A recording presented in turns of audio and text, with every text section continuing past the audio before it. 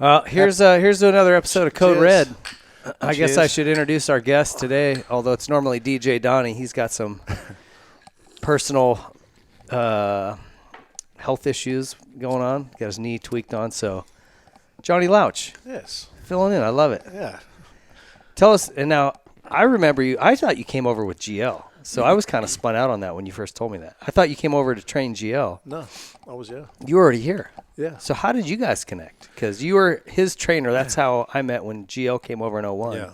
So the way of course, I grew up with Greg Albertine, and then I moved out here. Greg moved out here, and at that time, of course, I was involved in motocross back in the day with Greg, riding and racing, and then I came out here and I was actually became a fireman, but I was involved with Greg and met Roger DaCosta, and then I actually started working with Travis Pastrana, and then I heard about GL coming out, and I'm like, man, I want to work with Grant. Like, that's who I really want to work with, the South African. Yeah. And so basically we connected. I connected with him, and then we kind of like did some training together, see if we matched each other and we liked each other, and then that's how it started.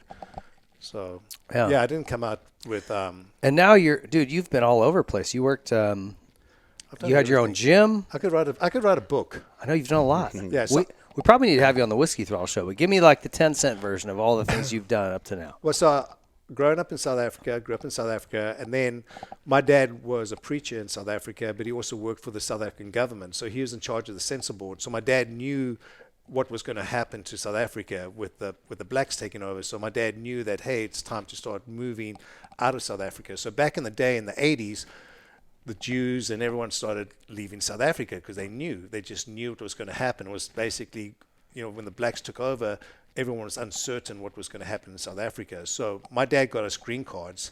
So when I was 16, I actually came to America. Just me and my brother, we just came to America without my parents. And at that time, you had to serve 2 years in the army, in the military. So I was like, my time would come up because I graduated from high school, and I either go 2 years in the military or come to America. So I'm like, I'm going to come to America. And I was going to try to do the whole racing thing, but of course that wouldn't work because it's like ridiculous trying to even make it here in America if you don't have the backing behind you. Yeah. So I came out here, I did construction with my brother in Livermore. We made enough money to buy a car and then drove to Palos Verdes and then met my parents there. And that's when my parents came out with my two other brothers. And we lived in a basement of a house in Palos Verdes. And then I went to Palos Verdes High School for a little bit because I wanted to see what the American experience, because I was fascinated by America. Is Palos Verdes, that's like Torrance area? Yeah. Yeah, okay. Yeah. So I was fascinated with, of course, America growing up in South Africa. So I went to Palos Verdes for a little bit, and then my dad got offered a job being a preacher in San Juan Capistrano. So then we came out here, and then that's when I met my wife, Kelly. And then I knew I always wanted to be a firefighter because my grandfather was a fireman and his father was a fireman. My dad was the only one that wasn't a fireman. So went through the whole academy stuff, got on with the fire department, and then went to the LA riots. And during the LA riots, South Africa and Israel were there actually helping. So they were part of the command center and everything. And one of the guys looked at my jacket and said, "You Louch. Like, do you have a grandfather? Like, do you have someone in the fire department in Durban?" I'm like, "Yeah, it's my grandfather." And his name was Dennis Louch. Anyway, became friends with these guys and then ended up going back to South Africa and doing a ride along with the fire department there, and was like, man, this is amazing. So then came back to America and said, I want to go back and learn about riot firefighting. So I ended up going back to South Africa with Kelly, and Kelly got a job as Barbie at the same time through Mattel Toys. So, and it was a weird... Over there? Yeah, it was a weird thing how it happened. And Kelly, it was funny. Kelly was like so famous in South Africa. We couldn't even like go anywhere because she was the Barbie doll and she was on these big posters everywhere. What? Yeah, so... Like she was the model for the doll? Yeah. She was actually the Barbie doll for Mattel Toys. Okay. So she was like the model. So she would go to malls and like sign autographs and all that kind of stuff. It's kind of weird how it all happened. So anyway, went back to South Africa. Loved it. Like, it was like the best job in the world, and I was only supposed to be there for a year and ended up staying there for 3 years. And then Madison was born. So at that time I was like, okay, what am I going to do? I'm getting paid really well. We we got the best job. Because when you're a fireman there, on your days off, you can be a SWAT paramedic, so you can actually work in the townships and make more money. So I was part of that whole thing, and it was like being G.I. Joe. It was like the best job in the world. Yeah. But it was dangerous, and I could tell what was going to happen to South Africa. Yeah, it's gone off the rails, dude. Like, all the white farmers are just being murdered, dude, and no one talks about it. Dude, it's crazy. I delivered 28 babies in South Africa. 28 babies. What, because out on farms and stuff, or what? No, just out in the townships. But so when you're there, it's the stuff you see, the murders, the car accidents. It's like the Wild West. And this is when South Africa was still run by the whites. It was just a... Should be 90s? When would this be? Yeah, 90s. Early 90, yeah. Basically, I moved there in 93, and then I came back in 95. When President Nelson Mandela became president, I stayed there for a while and then moved back to America. But the way I got it was I told Kelly, I said, if I get chosen to represent America in the Fire Olympics, then it's God telling us to do it, and they're only going to choose 6 people. And then I got chosen. So right before we were going to leave to America, I didn't tell anything to the fire department, nothing. Basically got rid of everything, and then right before we were going to leave, I said, I'm not coming back. And then came back to the States and got back on as a part-time fireman with Orange County. And at that time, I actually could have got on with the feds, but I didn't have my citizenship. I had a green card. So my brother did, so I helped my brother get on. And long story short, he ended up becoming an Orange County fireman. And I was kind of like over it anyway, because working for the fire department in South Africa was so... it was like we fought fires, went on car accidents. It was crazy how busy we were. And then coming here, I felt like more like an ambulance attendant. Yeah. And also, I need to make money. 1 month I would make good money, 1 month I wouldn't. So I actually started to get into the whole training. I was always into training. And it's funny that actually the first motocross guy I really actually trained was Heath Voss.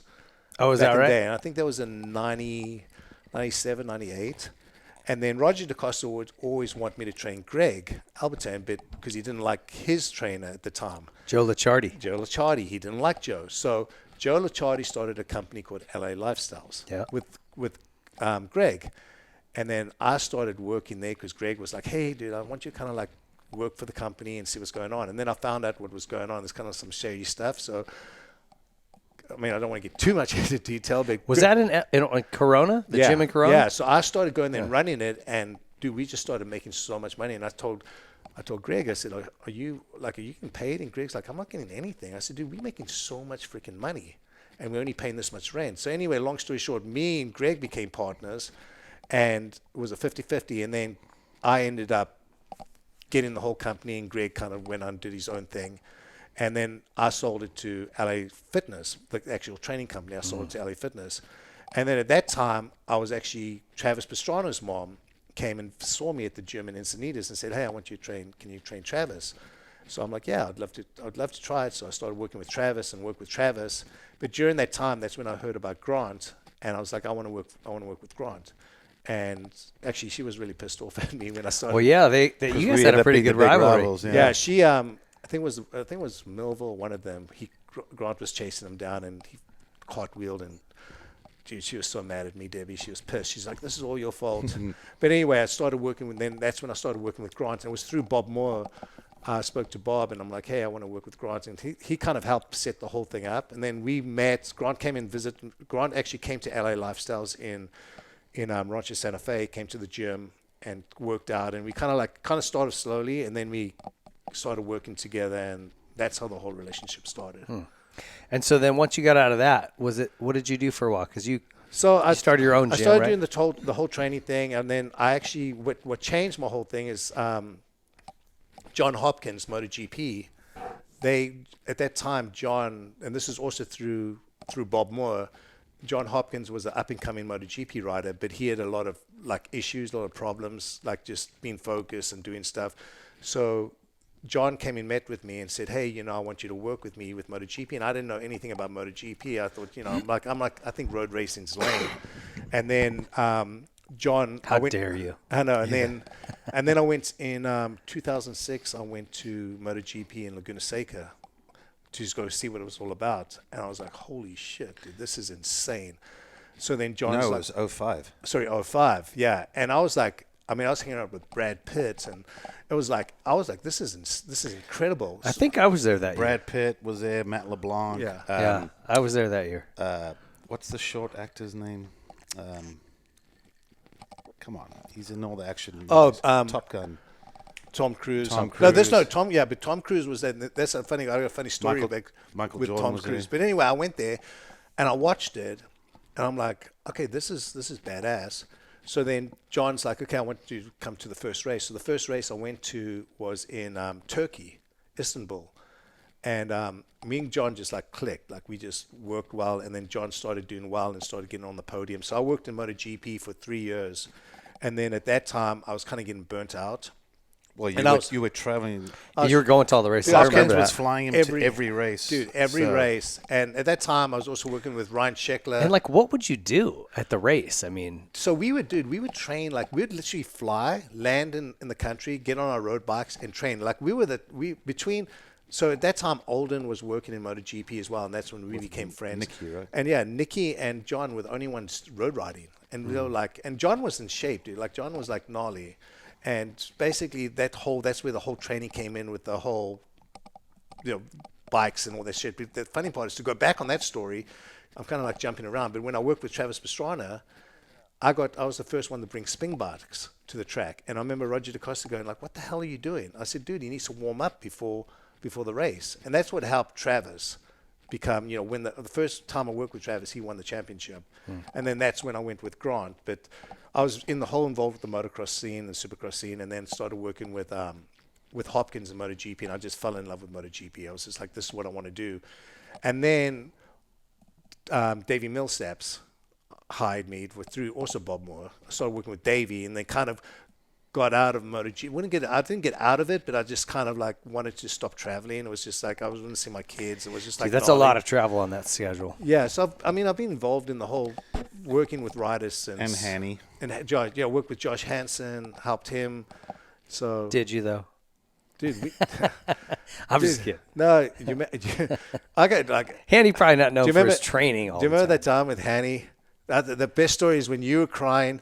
It's okay, Hanny, and Hanny was running down the road. Where was this? Don't you At remember? Brock's? That was when I won the championship, and we found out over the phone. And we went to Remember what was it, Hanny? the Remember Red Hanny Onion? crying?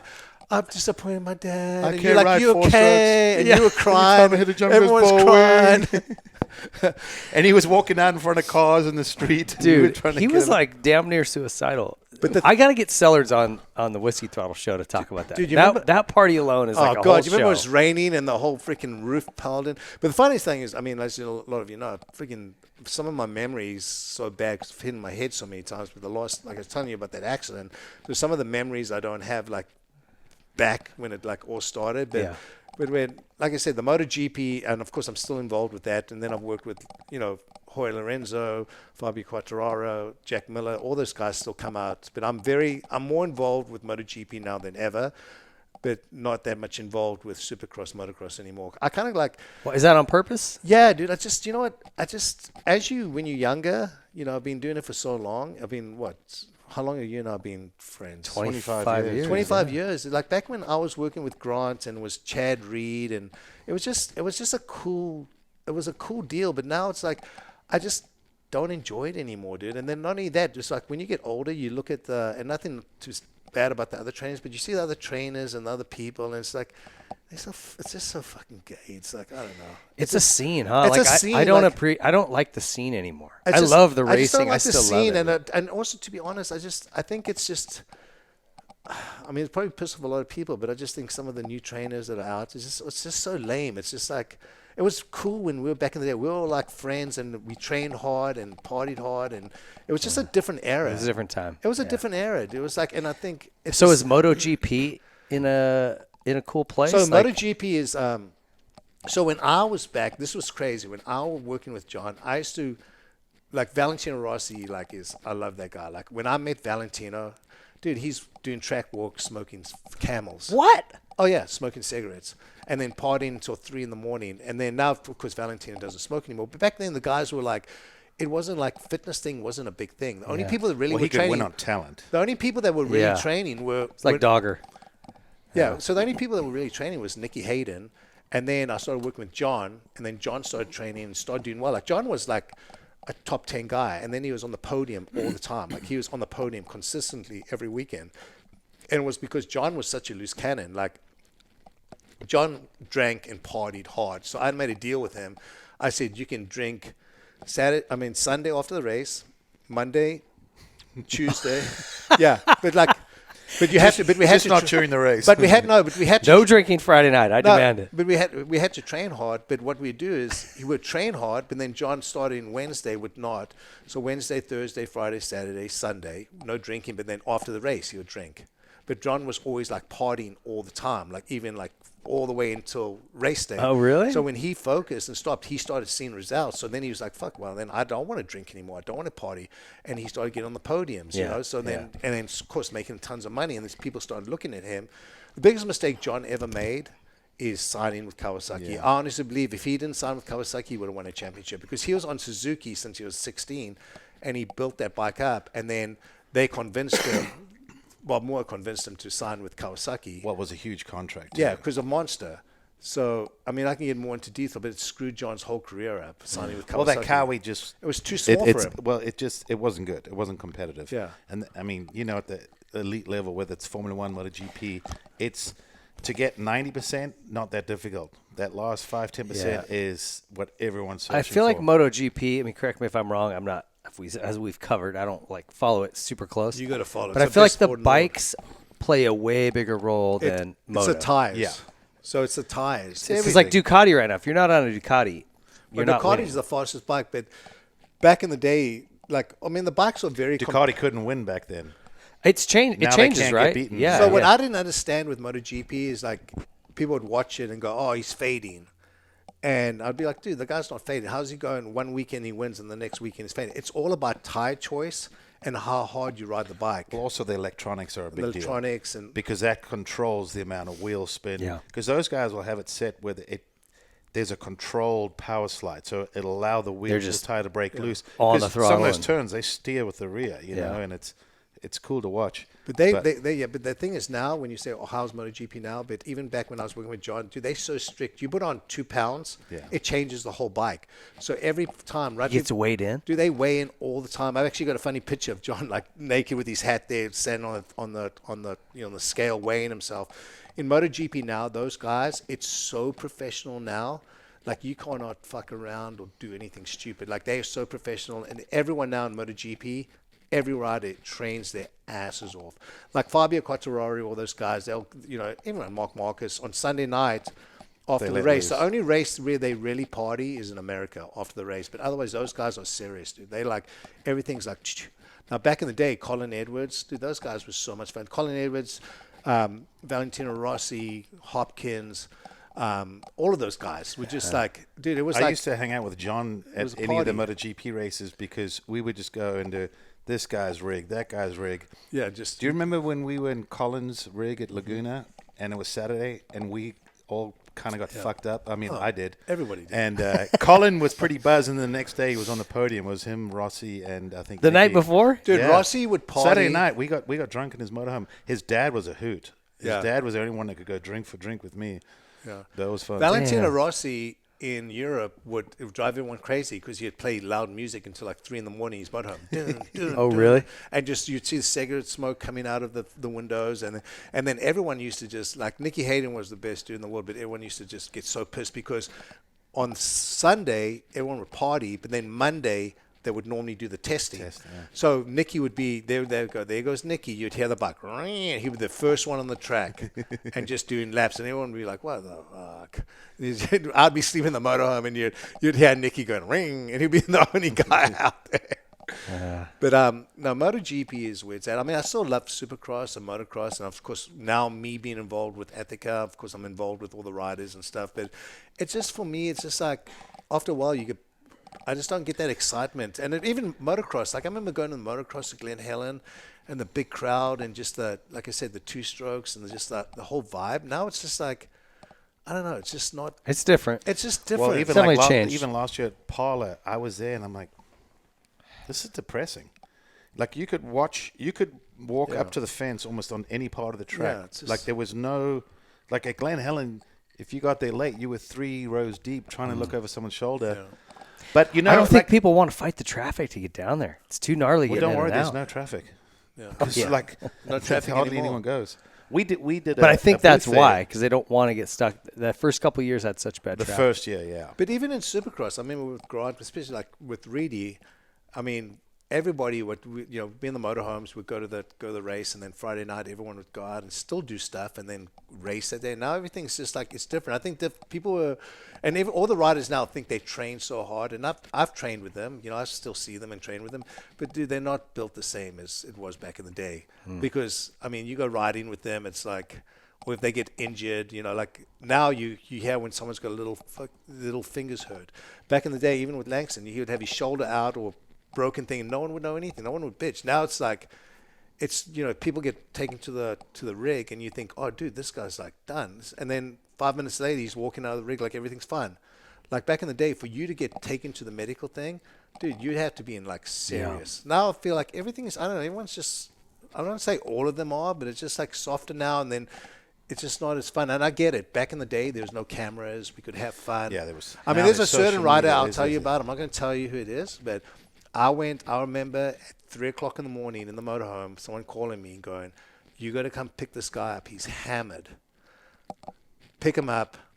I'm like a little out of it. So I pick him up at the bar, bring him back to his motorhome. The next morning, comes to the motorhome, to my motorhome, and this one I was working with Davey Millsaps, and I'm like, dude, you smell like fucking alcohol. Anyway, track walk with coffee, doesn't do the first track. Anyway, that night he ends up winning the race. Back then it wasn't 450, it was 250s, but he won the race, and it was like in those days it was gnarly. Those bikes were gnarly, harder to ride. But those guys, but that same person trained like an animal. Yeah. But they would still have fun. It's just different. It's just different times now, and I get it. I mean, I think the phones did a lot of it, and social media, because you can't do anything without it being recorded. Yeah. Without being busted, like, oh, he was out here, he did this. Yeah, you show a guy drinking the night before a race, like, oh man, it's a problem. So, I mean, it's different time, but it's just Also, I think, and it brings me back to, because I watched that documentary, but it was like, it reminded me, motocross today reminds me a little bit of what surfing went through. When everyone used to hang out and have fun, but, they wanted to make more money. And then when the money came and the corporate and the contracts, and then the contracts say, you can't do this, you can't do that. Gets more serious. And then, these guys that grew up together weren't friends, they didn't hang out. They all made more money, but like they said, it wasn't the surfing that they remembered, where it was just bros hanging out, having a good time. And I think motocross went through that. And again, we all said, hey, we deserve more. I mean, you remember, in your early days, like if guys have got 30 grand salary base, like guaranteed, it was like, it's not bad. Yeah. Carmichael made 25 grand his first contract. Now, if someone offered a rider 30 grand, they're like, that's for, sunglasses? Yeah. Like top guy, he's getting 30 grand to wear sunglasses, minimum. But so now I feel like in our sport, that as the money come, politics, rules, regulation, restriction, and maybe the fans don't see it, but I think internally you kind of see it and feel it. What do you guys think of? It seems like I thought it was weird at first, and then I'm like, maybe this is a good thing. The kind of the joining of Feld and MX Sports into this SMX World Championship. It seems like they're prepping to sell it.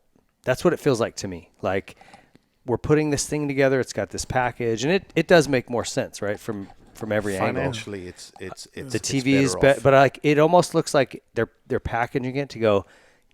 Here you go. It's all of this sport on one platter. I don't know if it's true at all, or if there's any truth to this, but I've heard a rumor that Liberty Media, that owns Formula One and just bought MotoGP, apparently, again, could just be a rumor, but I heard that they're interested in. Is that right? I've heard rumors too. I don't know what's true, but that they're looking to sell it. But it seems that way. Yeah. Dude, we were just watching. Showed you guys that RPM. He's like a Formula One commentator, analyst. Super funny. If you guys are looking for something funny on Formula One, but he was kind of making fun of them getting rid of Grid trophy girls or grid girls. umbrella girls, or Yeah. grid girls. Yeah. Yeah. Because it's not politically, it's not It's so aligned with fucking their lame. values. It's like, It's because they're gay. It's so lame. Wow. Well, that's the problem. If you look at that's what I'm saying. Like maybe is that going to happen to us? Are we going to? no. I'll tell you right now. Like I said, like I told you earlier, that's what I love about Rodney Sachs, the owner of Monster Energy.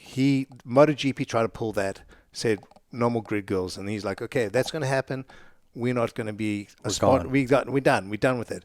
And that's the thing. That's maybe it's old school. Like this new day and age. 90% of the viewers are men. But this is the thing. Everyone, this whole world, everyone knows I'm a big Trump supporter, and of course I've got Trump Show the everywhere. camera. Yeah.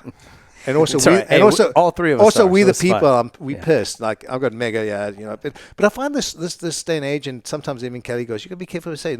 Everyone's fucking pussies these days. Everyone's like, think about it. If you look at the back in the day, right? With F1, when it was like cool. Well, that movie, with James Hunt. Yeah, and James Hunt same and thing, and Ladies just, Man, just drinking, like, smoking. Yeah, it was like cool, and even like MotoGP is still cool because all the guys, there's always hot chicks there. All the guys have got hot wives, and it's like MotoGP is Well, they're cool rock because they've got the. stars. But that's what I'm saying, and nothing against. I was involved with Red Bull. That's how when Grant came over. Grant was, if I think right, he was probably the first Red Bull athlete to come to America. Red Bull. I don't want were you Red Bull over there? I don't know. So We were the first Red Bull team. okay. Yeah. So KTM and honestly, 01. Yeah. Yeah. what happened was Red Bull came to the Austrian GP. The GPs the year I won, when I was there, they were 40 minutes plus 2 laps.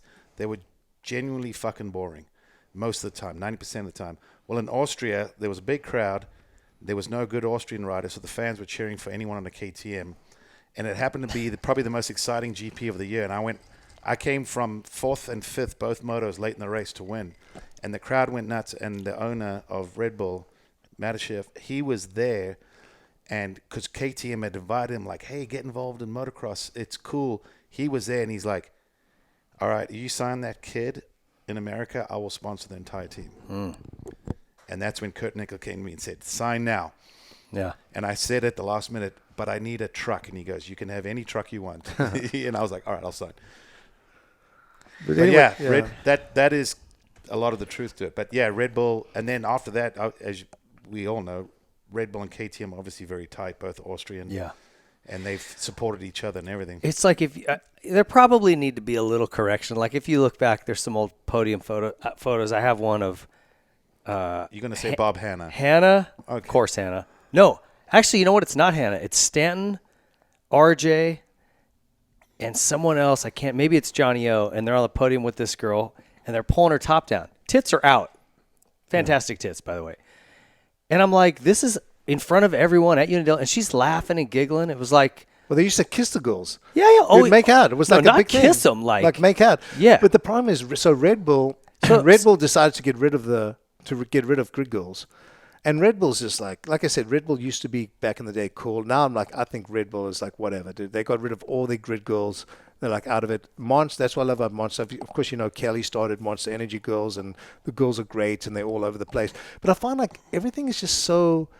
Like, you got to be careful what you say. And like, even my wife says, you got to be careful what you say. I'm like, fuck, with me, you see what you get. Yeah. That's how it is. I get told constantly. But you see what you get. But It's something I love about you, too, 'cause you're both that way 100%. Well, because I love guys it. want to look at chicks. Guys want to see chicks. That's what sells. And then when they were like, oh, we can't have girls. That's why you have all these fucking... You don't even know if it's a guy or girl anymore. It's like it's just... the Thailand MotoGP round, very suspect. No, but the thing is... Ladyboys everywhere. No, but... DQ'd. You're hot, but you have a penis. Yeah, but it's just so lame now. Like if MotoGP gets rid of girls, I swear on my life, I tell you right now, I will not fucking watch that sport You're ever out. again. I'm done. What about you? Done. I won't watch it. I'll be done. I'm telling you right now, I'll be Gio, done you with still that gonna sport. watch all these dudes in leather pants run around? Dude, like, no, but I won't support. I'll just fast forward until the lights are out and they take off. No, I won't support it because that shows you that they go, oh, it's degrading. These girls make their money. I know all these models, and I tell you what, these girls all work their asses off, and the way they make their money is going to these events and working all day, looking pretty. Dude, they stand in heels, and then they tell them, and they get paid well by Monster. and they work well, and then they say, "Oh, it's degrading for the girls." The girl, what, you want to go work at Starbucks and make nothing? It's Yeah. like, Well, it's here's like, the thing yeah. that and I've not only seen. that, these girls, It's her meet- choice to take the job. they want to take. They do. Kelly gets. I'm literally no lies. I'll walk. I was at Stagecoach on the weekend. I had so many girls coming to me and go, "Oh, I want to meet your wife. I want to be a monster girl so bad. It's my dream. I want to be a monster girl." They want to work. They want to be a monster girl. They want to be. Not only that, you know how many girls have married athletes and got families and gone into NASCAR and just all that. It changes their lives, but they say it's degrading for these girls. What are these girls supposed to do? They're pretty, and what do guys want to do? They want to see hot chicks. Any guy that goes, "Oh, I don't want to see hot chicks," and that, it's a bunch of bullshit. But I've seen it just because I'm obviously close with John and Kelly. I've seen girls that really wanted to be a monster girl and get out there. You know, like she's the cutest girl in her town, or she got Miss whatever. That's where they want to go. They want to use it. Then when they get a job with Monster, it's opened avenues to be in Sports Illustrated and swimsuit, and then they get drafted into. A couple of the girls have gone to like Victoria's Secret. What was the other one called again? Fredericks of Hollywood. Yes. And I'm like, oh, that's the chick. I've that bought a Kelly few hired. things for my wife from that site. I'm sure you do, you kinky little bugger. You little cheeky bugger.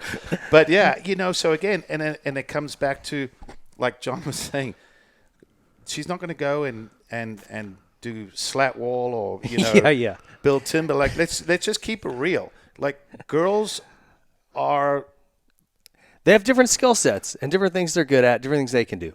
You're not putting guys in a Speedo up on that start line, are you? But you know what? Girls like that too. But no one gets offended when a dude's in a Speedo posing Thunder for, from Down Under in Vegas. Yeah, Should we go sold out. protest that? The problem is it's sold out almost every night. everybody lives. The problem is everyone lives in this la la land, and nobody wants to say anything. It's like at the end of the day, if I'm one of, you see a girl on a podium, that's what guys are looking at. They want to see girls on the podium. They want to see that.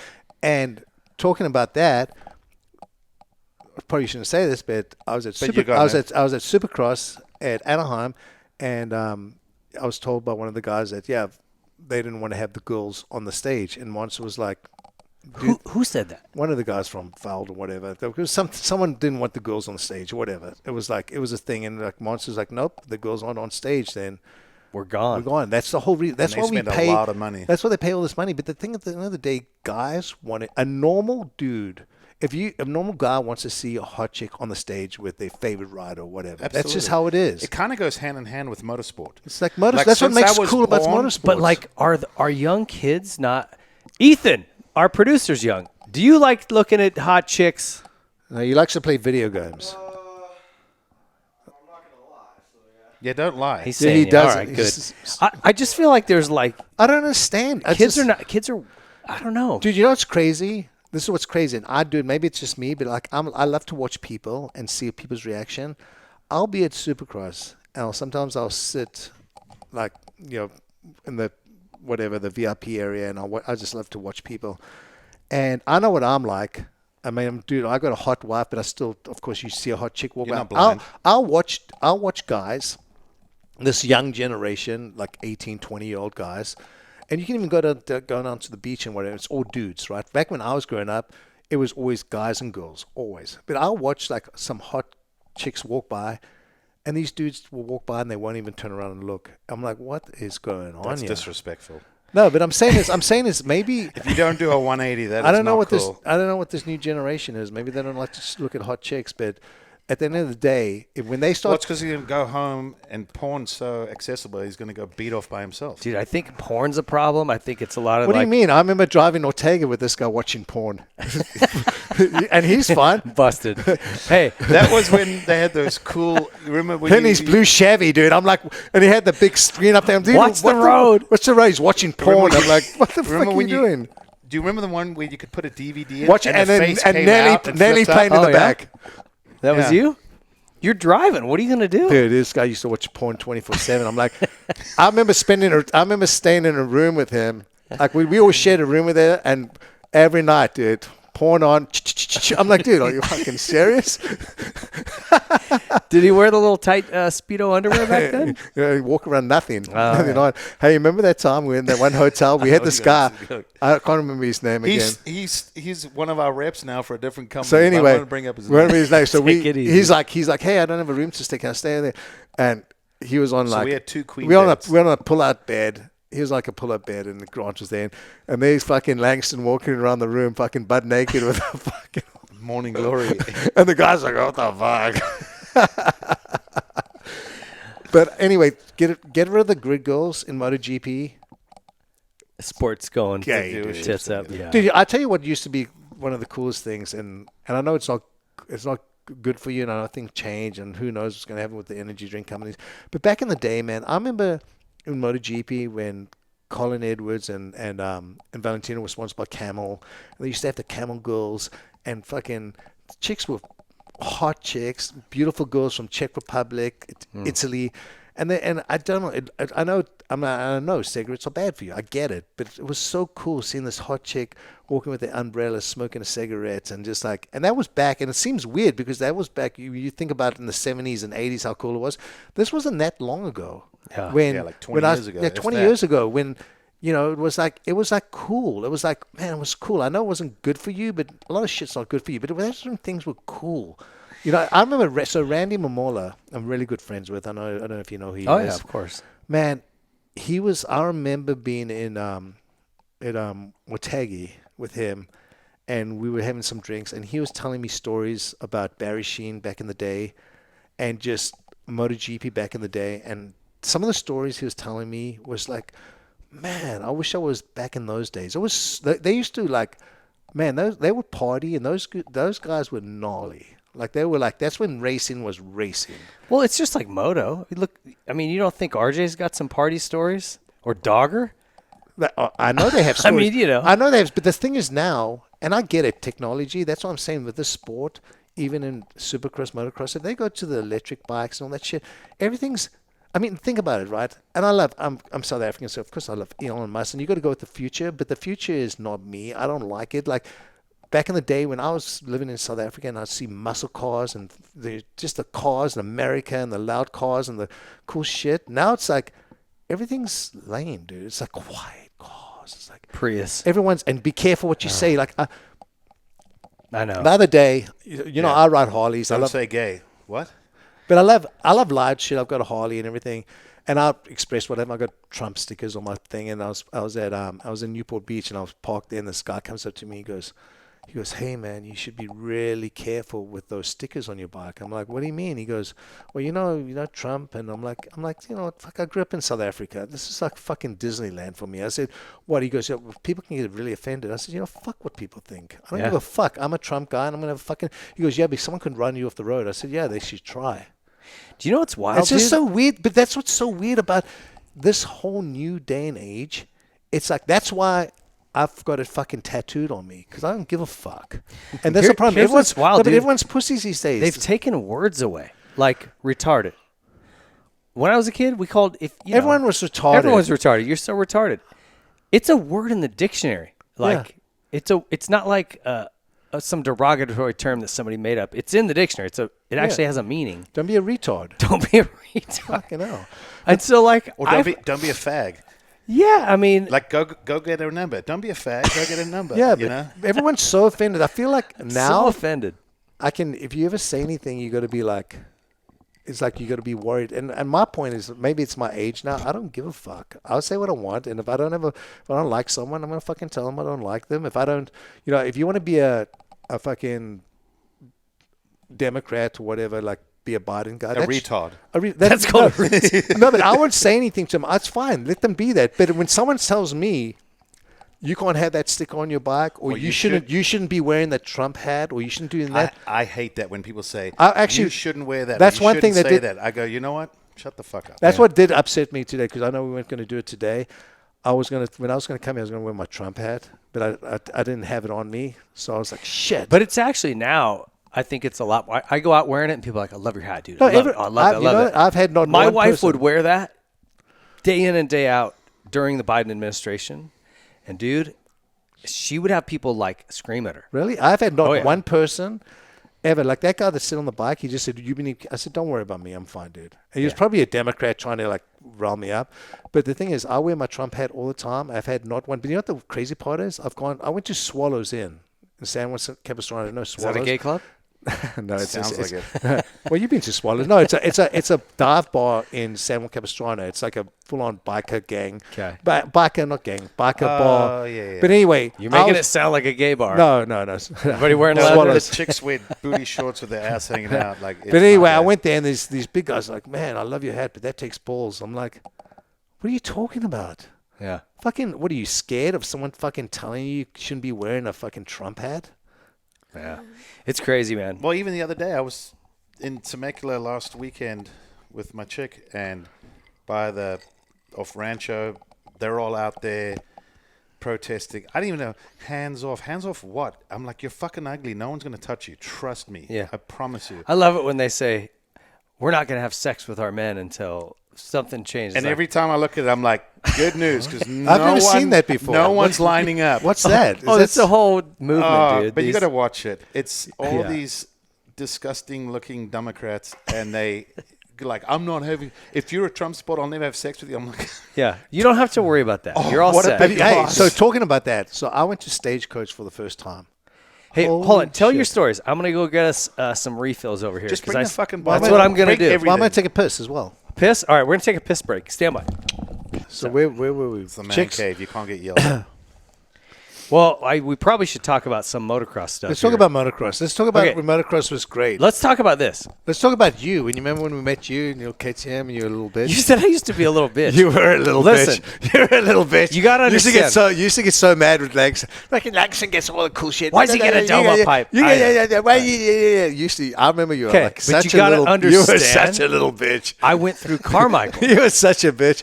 Oh yeah, true. And then remember when Carmichael was a little. Let's talk about Carmichael. He was a little bitch. When I was at Pro Circuit, he came in, and I was 96. Was kind of my year, right? If I was going to do something, I would have done it that year, and I ended up breaking my femur. I was having a good year, but anyway, he comes in at 97, and he's the golden boy, and I had to deal with that shit. The Ricky show. Yeah, the RC show I called it, and he got mad at me for calling it that. But it's like, it was. They were then- sucking his dick, and then because Langston came in because he went out and won everything, and you kind of are like, well, damn it, okay, I get it now. I mean, the kid's that good. Yeah. So then, old fucking banana hammock here shows up, changing underwear in the truck, and I'm like, what are you wearing, bro? And it's just like Speedos. the fucking speedo, the fucking. You know the area of the country I'm in South Africa, the area I'm from, we're known as the Banana Boys. Yeah. Are you really? Yeah. Well, So- the fucking anyway. speedo. I wasn't used to it. We Yeah. were like boxer brief Calvin Klein guys back then. I remember when I came Gio's- to. I remember, Gio's just all- I remember when I came to America and I'm watching these. You guys wearing these fucking underwear. Like, what the fuck are you guys wearing? We were the speedo, like the fucking little small thing there. That's when you. Just the strap. That's just the strap. just the whole. That was the hot thing back then. That was the thing we wore. But I don't even know it was the hot thing. That's what all I everyone knew. wore. Only people in America if wore I- what you wore. Like I was like, what are you wearing? A fucking diaper?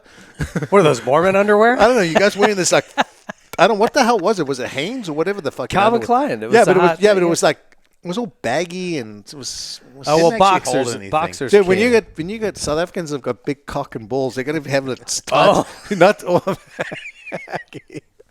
Gotcha. Yeah. You guys inbred with the black folks, and it just all We are kinda- yeah. white Africans. Yeah, But I remember- you Dutch and black. Is that what you are? Yeah, well, English, Dutch, and well, I wouldn't say we don't have anything black. But what happens is in Africa, the sun, just everything fucking grows That bigger. African heat. As I tell people, Well- I'm African from the waist down. If I was a bitch, I'm sorry. I always liked you, Gio, from day one. You were a We were little boys. bitch back in the day. I still remember. I think it was at. Which I think it was Sacramento. One of the tracks you've been What a is little. it? You've been a little bitch about something. Well, I will say You're this. bitching about, "Hey, you guys get everything. It's like, oh, what the fuck? No, I remember. I think it was Glen Helen because I went 1-1, dominated, like kicked everyone's ass. Yeah, that was good. That was And a good and day. I think you guys fought for like 16th, 17th, and 18th or Oh something. yeah, me and Sellards and Kelly bobblehead, Smith? bobblehead. We were struggling with that bike because it was so different than any Japanese bike at the time, Which we I were all totally coming get. from. But he's used to it, and we were like, we need to this no linkage thing, and I don't know if it's gonna work. And he goes 1-1. It's like, Yeah, make you look So like a bunch of basically, pussies. they were saying the bike doesn't handle that good, and they kept going, yeah, but he won. So I get it. Like, that would irritate me. I would not like me either. I wasn't. We didn't like. Those it. were It was good just, days, yeah. though, man. Well, 01 was With a tough Billy year. Lanovich. What about Billy Those Lanovich? two, yeah. Billy, the other bitch.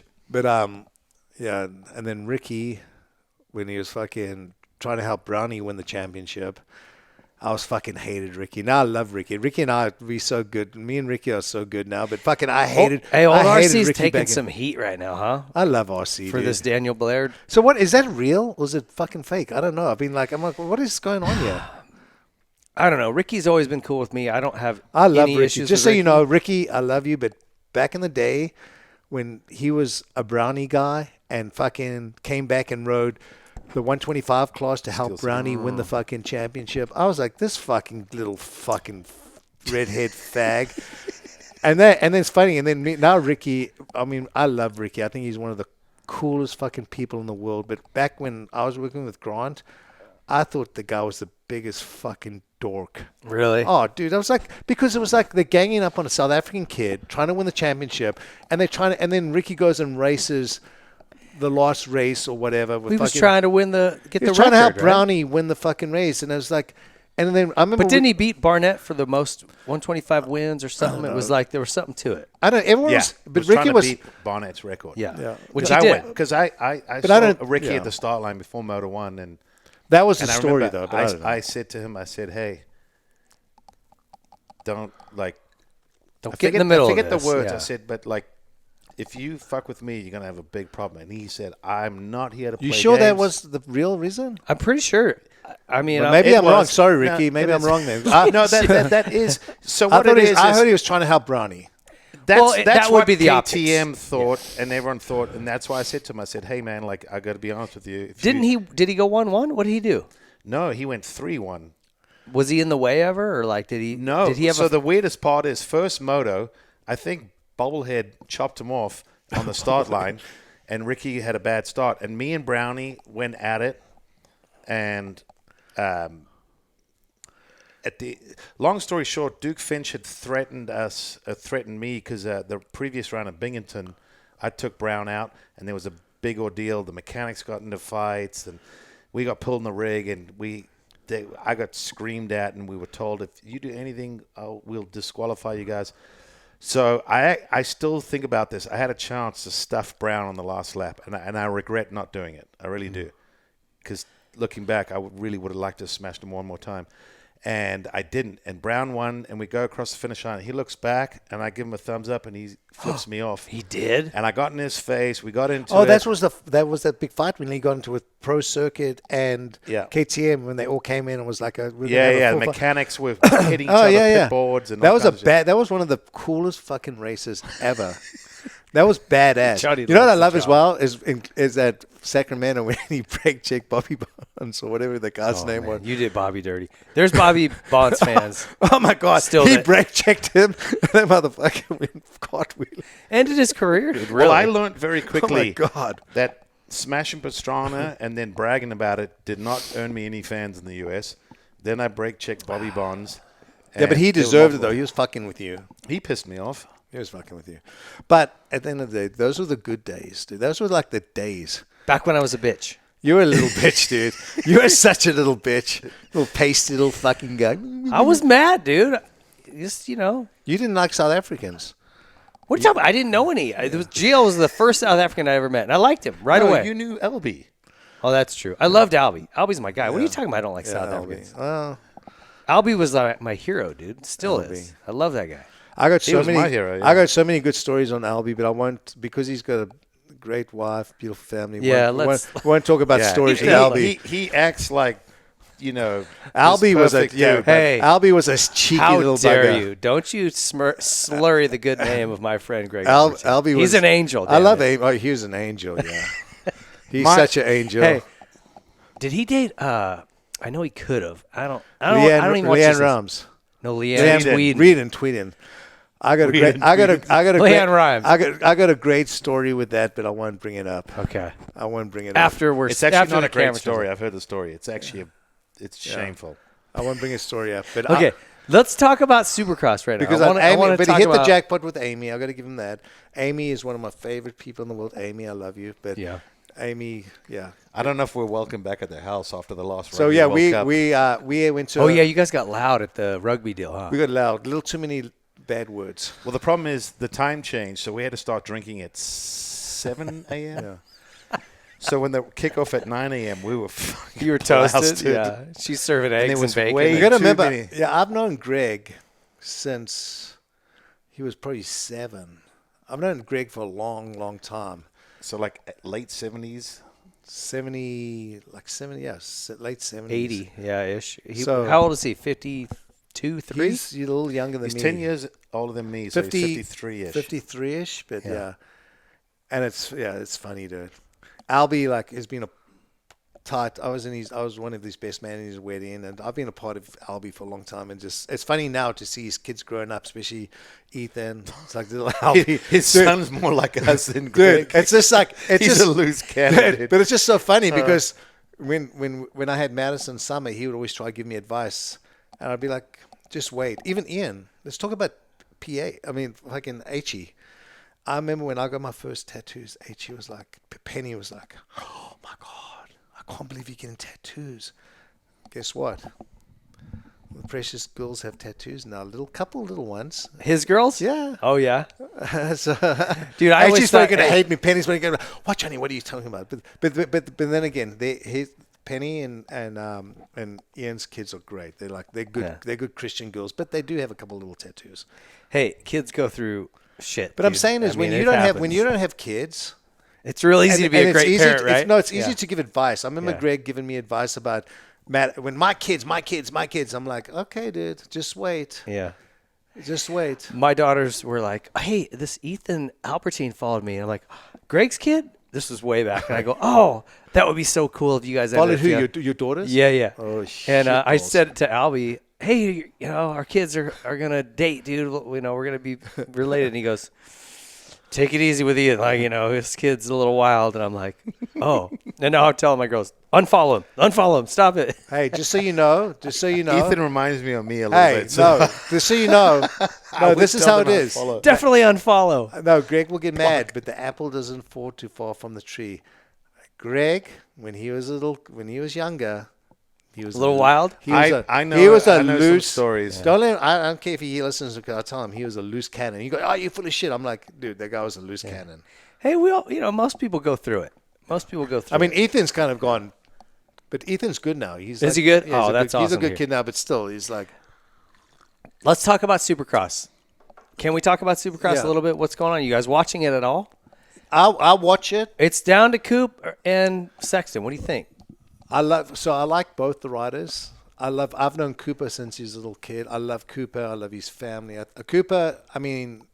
love Cooper. So I just like Cooper's personality, the way he is. Coop would be. I feel like he'd fit into it. Like he could sit right in that chair and have a drink with When us. and Cooper, be fun. okay, so Cooper. Right I don't now, even know him that when well, Cooper but- retires, he's going to be 300 pounds.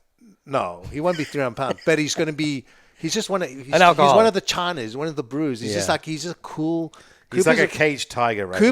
Cooper's a cool. He's a cool kid. Like he's one of those guys that takes everything seriously. Like look at Ricky right now. Like or any of the guys that when they retire, when they're like so serious. Cooper's very serious, but when he retires, he's going to be fun. He's just a cool dude. Yeah. Chase. I mean, I know Chase well, but I don't know him that well. But I've known Cooper for so long. Cooper's one of my most favorite people in the whole world. I love Cooper.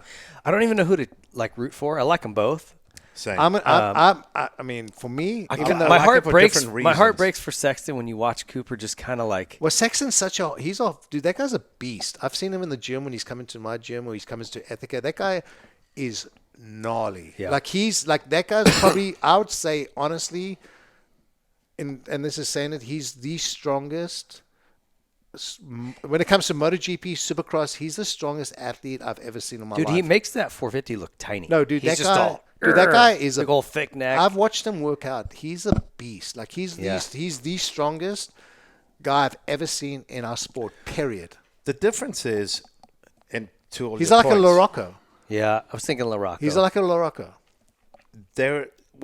What's kind of interesting is they're so different.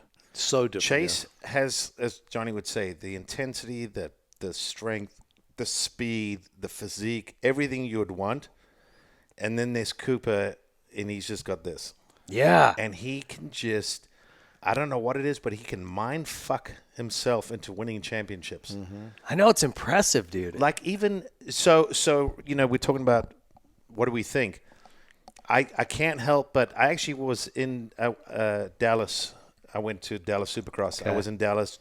Me, my chick, and the kids went and had fun, and we're up in the suite. And I remember watching everything go down, and that's when Chase crashed trying to win the moto when he didn't need to because of the triple, what do they call it? The Triple Crown format. And he said, well, I want to win every time. And I feel like saying I get it. But at this day and age, you got to know what battles to pick and not. Now, think about that. He fucked himself. If he didn't, even though Coop won this last weekend, the points would be 6 right now instead of 12 because that was a 6-point swing. Yeah. Instead of gaining 3, he lost 3. So let's just say last weekend, I say last weekend because whenever this comes out, but we're going into Denver, but that was a need to win. If you're doing basic math and you think you know what's going to happen, they're going to go 1-2 unless something catastrophic happens. Chase fucked himself. Yeah. And it sucks because I hate ever poo-pooing on someone that says, I want to win every time on the track. I'm like, that's what we were born and bred for. But again, the way the sport and the technology and everything's changed and moved, because I even thought after that race, I'm like, because my brother-in-law is a mechanic, Jade, and I'm thinking, did anyone tell Jade, or did Jade put in the pit board, like, you don't need this pass, like, you already won? Because if not, I was worried there was going to be conflict within the team, like, why didn't you tell me I had it wrapped up, and it's your fault, but they were like, no, he knew, and he even said, yeah, I know, but I raced to win, and that was a moment where I thought, I'm like, every time on the track I want to win, like when I dislocated my ankle in 2005 at Hangtown to get Alessi in the last turn, people were like, you had the overall, but I'm like, it's round 1 and it was 3 points. If it was, the overall goes back to 25 and it doesn't matter, it's different, but you were born and bred that way. And I think there's a mental aspect too. Like he wanted to show Cooper like, hey, I can reel you in and pass you and beat you. But here's the problem. And try to change that momentum, right? Like, I get what he was thinking, but... I get it. But now damn it, you have to have some there's a very tactics. good chance it's going to completely backfire. Because think about it. Take that 6-point swing. Right now the gap's 12 points. So you're like, oof. 12's a lot. It's a lot with 2 rounds. Yeah. Based on, I hate to say it, but with all the injuries, no disrespect to a lot of the riders out there, but I feel like either one of them could go down the first turn. They're still going to get 3rd, 4th, or 5th. Worst case. Yeah. Worst case. So, for Coop to blow 12 points with the way his head is, it's like, it's going to take something crazy. I was talking about this the other day, and I said, well, back in our day, if I was running KTM, I'd be like, hey, AP, we extended your contract. You're good, but wherever Coop lines up, we need you either side of him. We'll tell you which side to go. Or if there's one side open, and when the gate drops and the front end comes up, you're going to go hard left or hard right. Yep. And you're going to fuck this guy. Yeah. I know people that go, that's not cool. That's not fair. I'm like, I don't give a fuck. It's It's racing. Yeah. It's not illegal. It might be frowned upon, but I would It's like masturbating on an airplane. It's fucking war. It's war. It's frowned upon, but not it's illegal. war. It's freaking war. He just confessed. I know he has. I know you have. Fucking hell. I actually joined the Mile High Club once. Just saying. Oh yeah, high five, Amber and I, honorary members. It's a long flight to South Africa. I'll just tell you that. It's ugly when you come out of the bathroom. Was that with your hand? Hey, No. hey, when you come out of the bathroom when there's a line and you come out tandem, it's like No. Sorry. We did that. There was a line, and I just stayed in and went, ugh. And she said, he's not feeling well. And they're like, oh, no, we get it. Oh, God. that was crafty. We just I'm came like, out with. I was like, I'm not going to face the music. I just stayed in there going, ugh. Jeez, like. He's just making fart sounds in there. Sorry, I'll be out in a while. Yeah. So anyway, back to what about- Supercross. what about- I still think it's Coop's championship to lose now. Like to me, it's going to take something like a first turn crash and the bike gets mangled to really bring, because he can just cruise around. He'll get second or third regardless. Yeah, what can he get? Can he get fourth? 2 and- threes. 2 threes? No, but that's 10 2 points. thirds. Yeah. He's got a 12-point lead. But he has more wins? I'd have to look. 2 Could he go thirds. 4-3 and still get it? If Chase wins both, no. Wait, let's talk about you and fucking Hanny when it came down to the fucking last one. And you know what fucked Hanny? Was having a problem with Josh Grant that fucking cost him the championship when he was racing against Langston. Oh, 5. oh, East 5? Coast. Oh, okay. He was KTM, right? Yeah. And he was Johnny was working with him. I was working with him. That's when our relationship got fucking real tight, and then 2 years we didn't fucking talk. Me and GL. Because Chausa. He got very sensitive. No, I didn't get sensitive. You got sensitive. I didn't You know, she works out at my wife's gym, and they worked out today side by side, didn't say a word to each other. Yeah.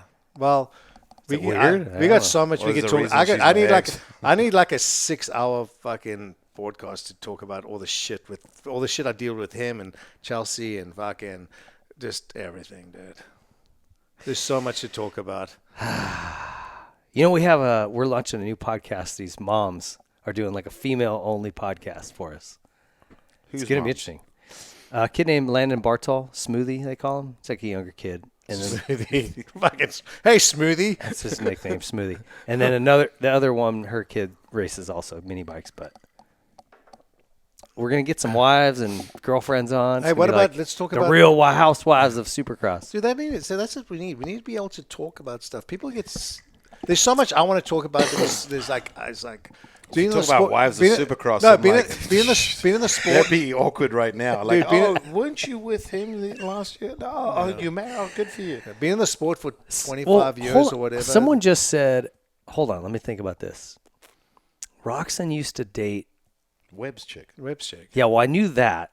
Awkward. I was but kind something, of someone involved else. Yeah, you kind of sure setting were. it up. Oh, who was the old Miss Supercross? You mean Davies' wife? Diana Dahlgren. Oh, Dana, yeah. What about Dana? She used to date Ken? No, never. Are No. you sure? Didn't date. Well, I Well, don't, that- I don't know. I love Dana. Oh. I don't know. I have no idea. No. I don't think so. okay. No. I just heard that. I had never heard it before. Nah. Oh. Doesn't mean that It's rumors. Sorry, folks. Doesn't mean they didn't stop at penetration station for a quick, layover. But there's this whole sports is so. My favorite stop. yeah. Choo choo.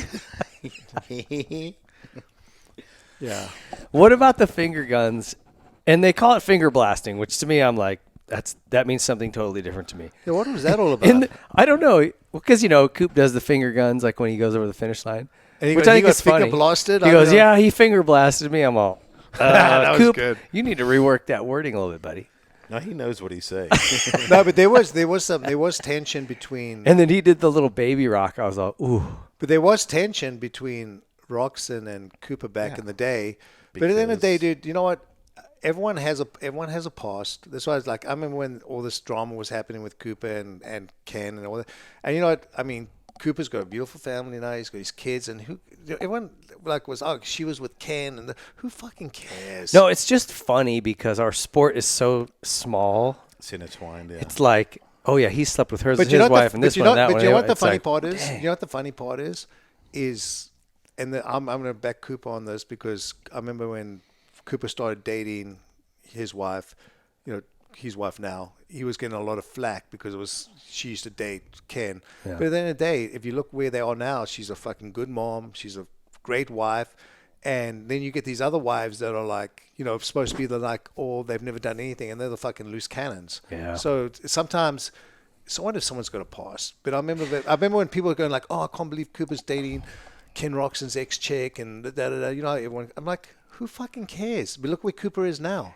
He's got an awesome family. Show me a rider that's married, and I'll show you a And fucking she's- trail of destruction too.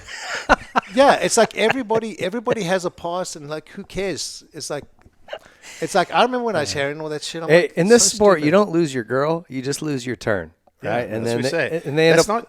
Why are you hitting on my chick? It's not your chick. It's just your turn. Relax. Yeah. Calm down. The Ferris wheel will stop eventually. I always tell everybody, everyone has a fucking past. Yeah. It's so what? Who fucking cares? Because you were a virgin until you met Kelly, right? Oh, absolutely. Hell yeah. Yeah, I heard you were the preacher's son, prototypical. One and done. Clean. Yeah. I was a loose cannon until I met Kelly. Got married in a white tuxedo and everything. Until you met Kelly? Exactly. Okay. You don't always tell everyone you can't handle the fucking truth. And even if you did tell the truth, they think you're talking shit anyway. That's a good point. We could write a book. If I wrote a book, then fuck. Well, we just won't talk about wives. Yeah, we can't talk about We'll let our female podcasts handle that. the wives. What about the 250 class? I feel like Deegs got this 250 West pretty much wrapped up.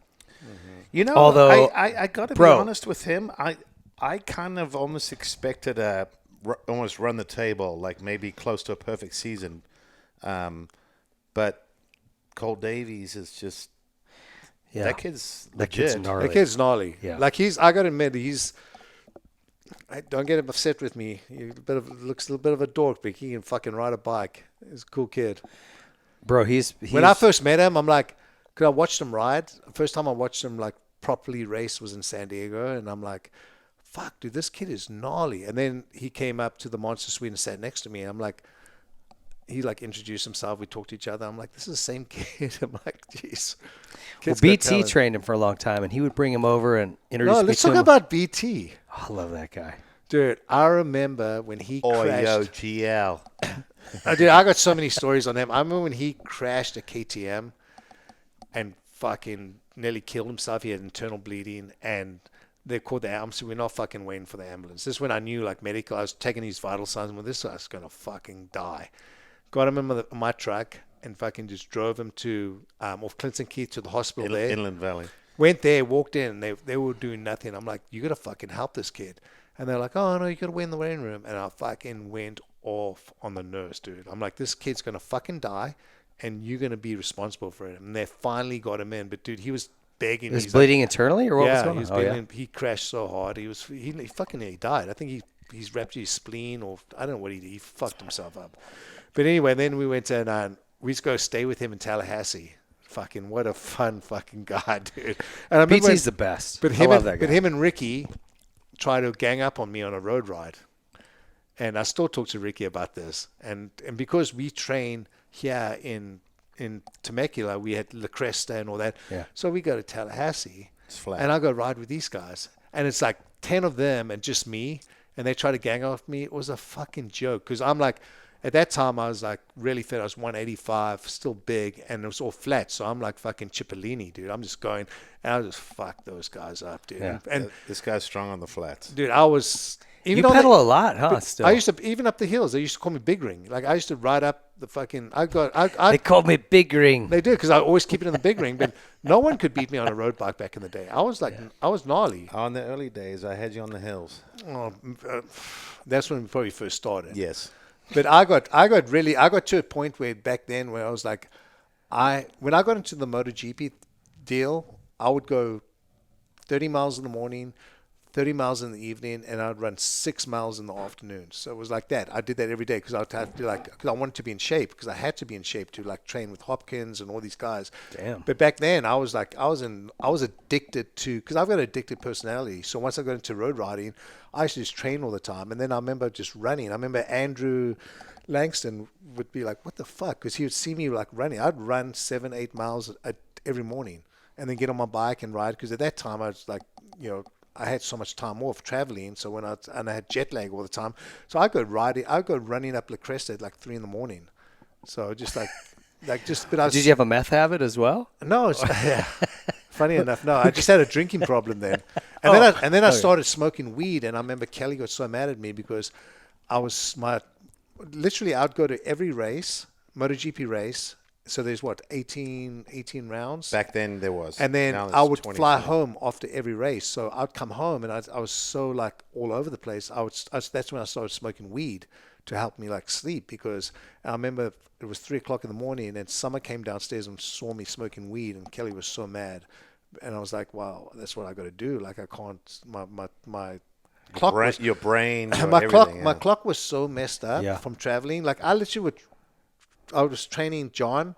I was working with Ryan Sheckler, and I was working with Davey Millsap. So I was never home. So I was either going to MotoGP, to skate contest, and then going to Supercross and motocross with Davey. I literally never was home for 3 years, and that was actually really hard on our marriage. It was like weird. I felt like I was part of a circus. Yeah.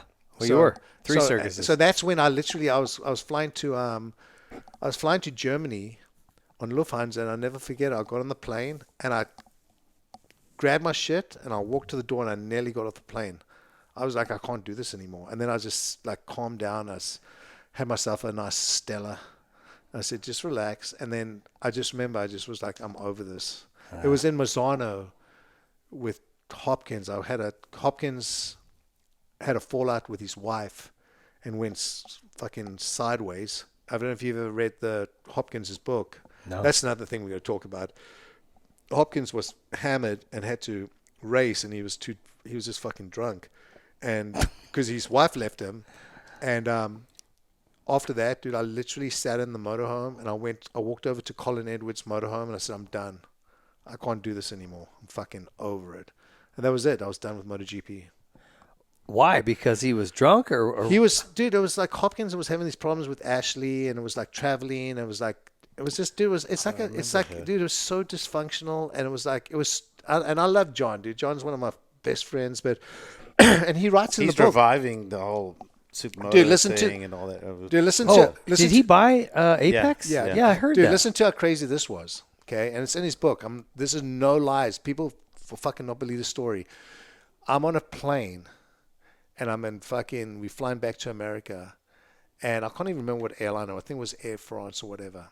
And all the pilots knew who the MotoGP riders were, and I'm like, John's in business class. I'm in business class, and I'm sitting like back there enjoying myself. Fucking one of the air stewardesses go, you need to come to the front. So I go in there. I'm like, what the fuck? And there's pills everywhere, and John's all fucked up. And the pilot comes out, and then actually it wasn't the pilot. The main air stewardess comes out and says, "Hey, we're gonna turn around the plane, and if we turn around the plane, this guy's in a lot of shit." So I'm like, "Fuck!" From what? Pills? Taking pills? John was fucked up. Like he was just fucked up. He was going through like a lot of problems with his This when he signed with Kawasaki. He had injuries. He was just like, it was a bad deal. And anyway, the air stewardess comes and I said, like, you can't turn around. This will fucking kill him. Like John would be in so much trouble if you turn a plane around and goes back to the. It's all over the you news. Fuck. and, You fuck. yeah. No, but even that, Career's over. Yeah. It's just everything's fucked. So I'm on a fucking plane. I go into the cockpit and I'm sitting with the pilot. And the pilot's like, I'm a huge fan of John. I love John. But he goes, if you cannot control him, we turn in the plane around. And I just sit with John the whole time, just holding him all the way to LAX. You're going to read, I think what the fuck is it called? Something Leathers. You got to read the book. It's his book he put out? It's his book. He talks about his whole life story, about all the shit he went through. Damn. Because, like I said, John was the most talented rider. You know, it's Valentino Rossi. Like Valentino Rossi says what a great rider he was. But when he signed with Kawasaki, everything went sideways, and that pretty much fucked up his marriage. Just everything, dude. Damn.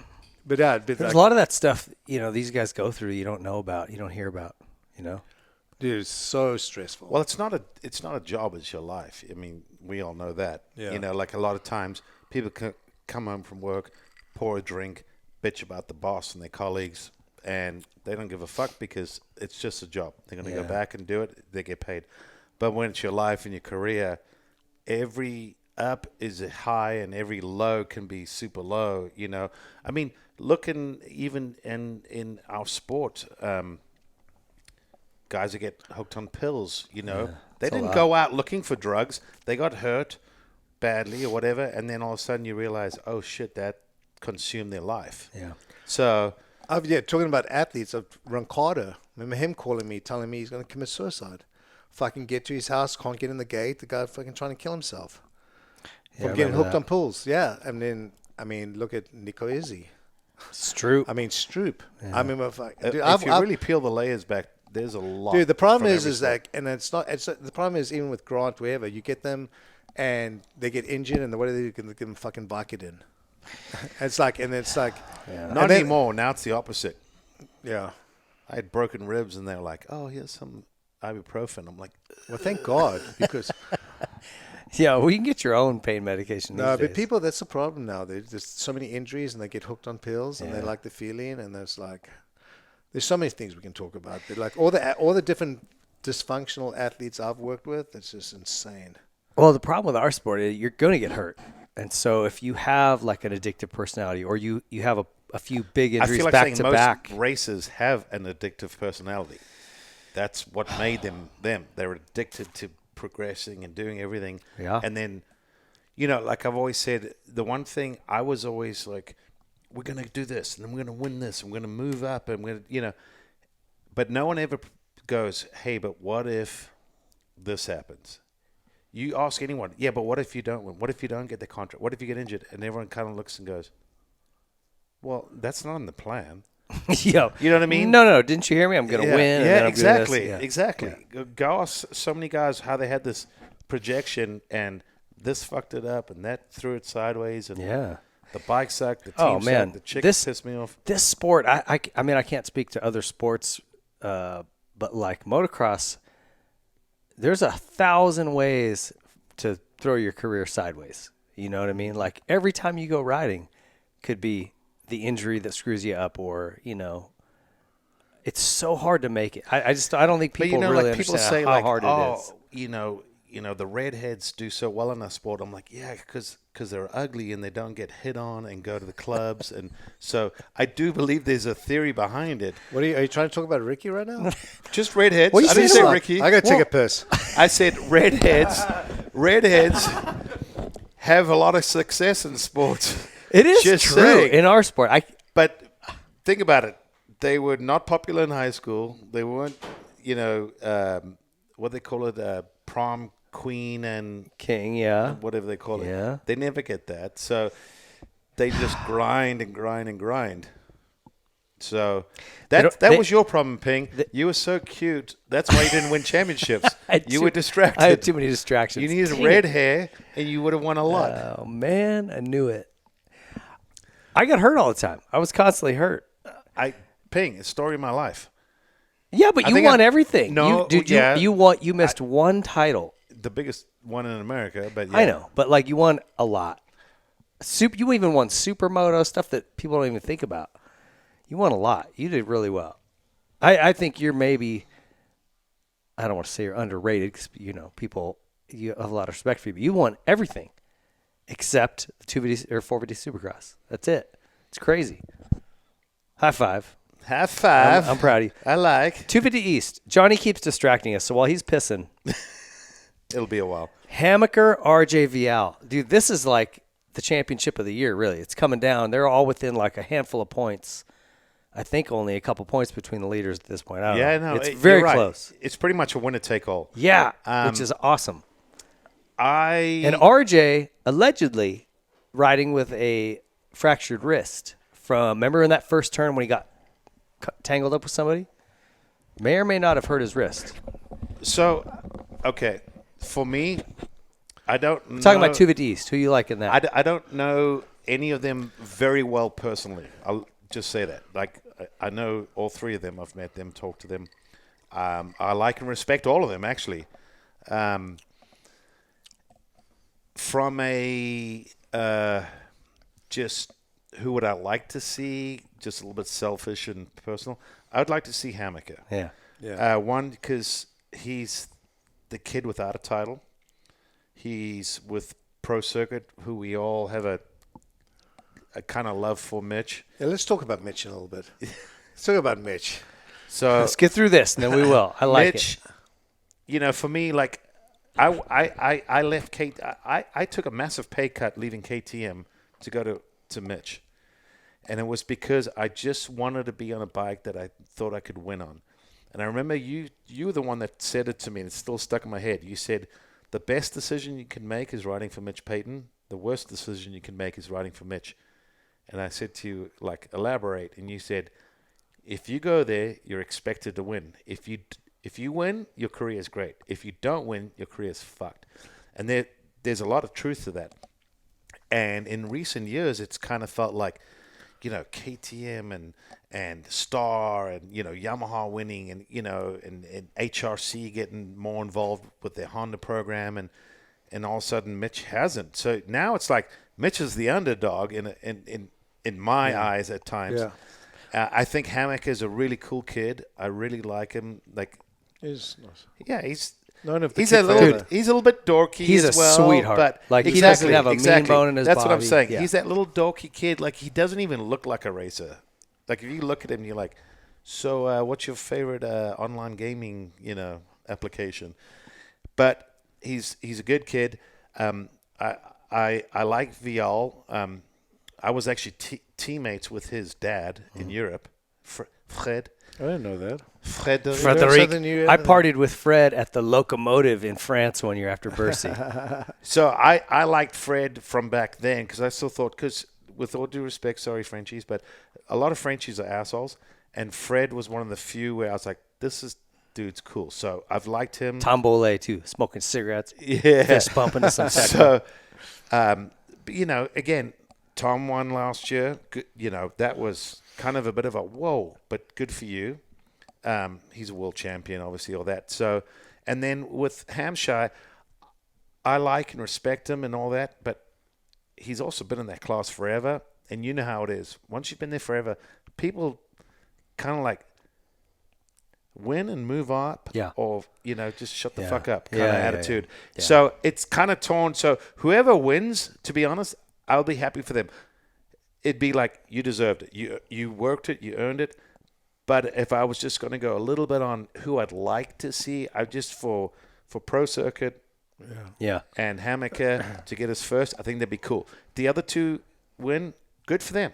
Yeah, those guys know how to seal a deal. Yeah, Now, if whoever wins it earned it this year for sure, because it was a tight battle. But what do you think? I'm the same boat. I like Seth. I want Mitch. Just because I like all three riders. I want Mitch team to win, just because Mitch. I think he's getting long in the tooth. Mitch is I'm like, a little worried. He keeps talking about selling the company and like kind of. But can you blame him? No. How can you have?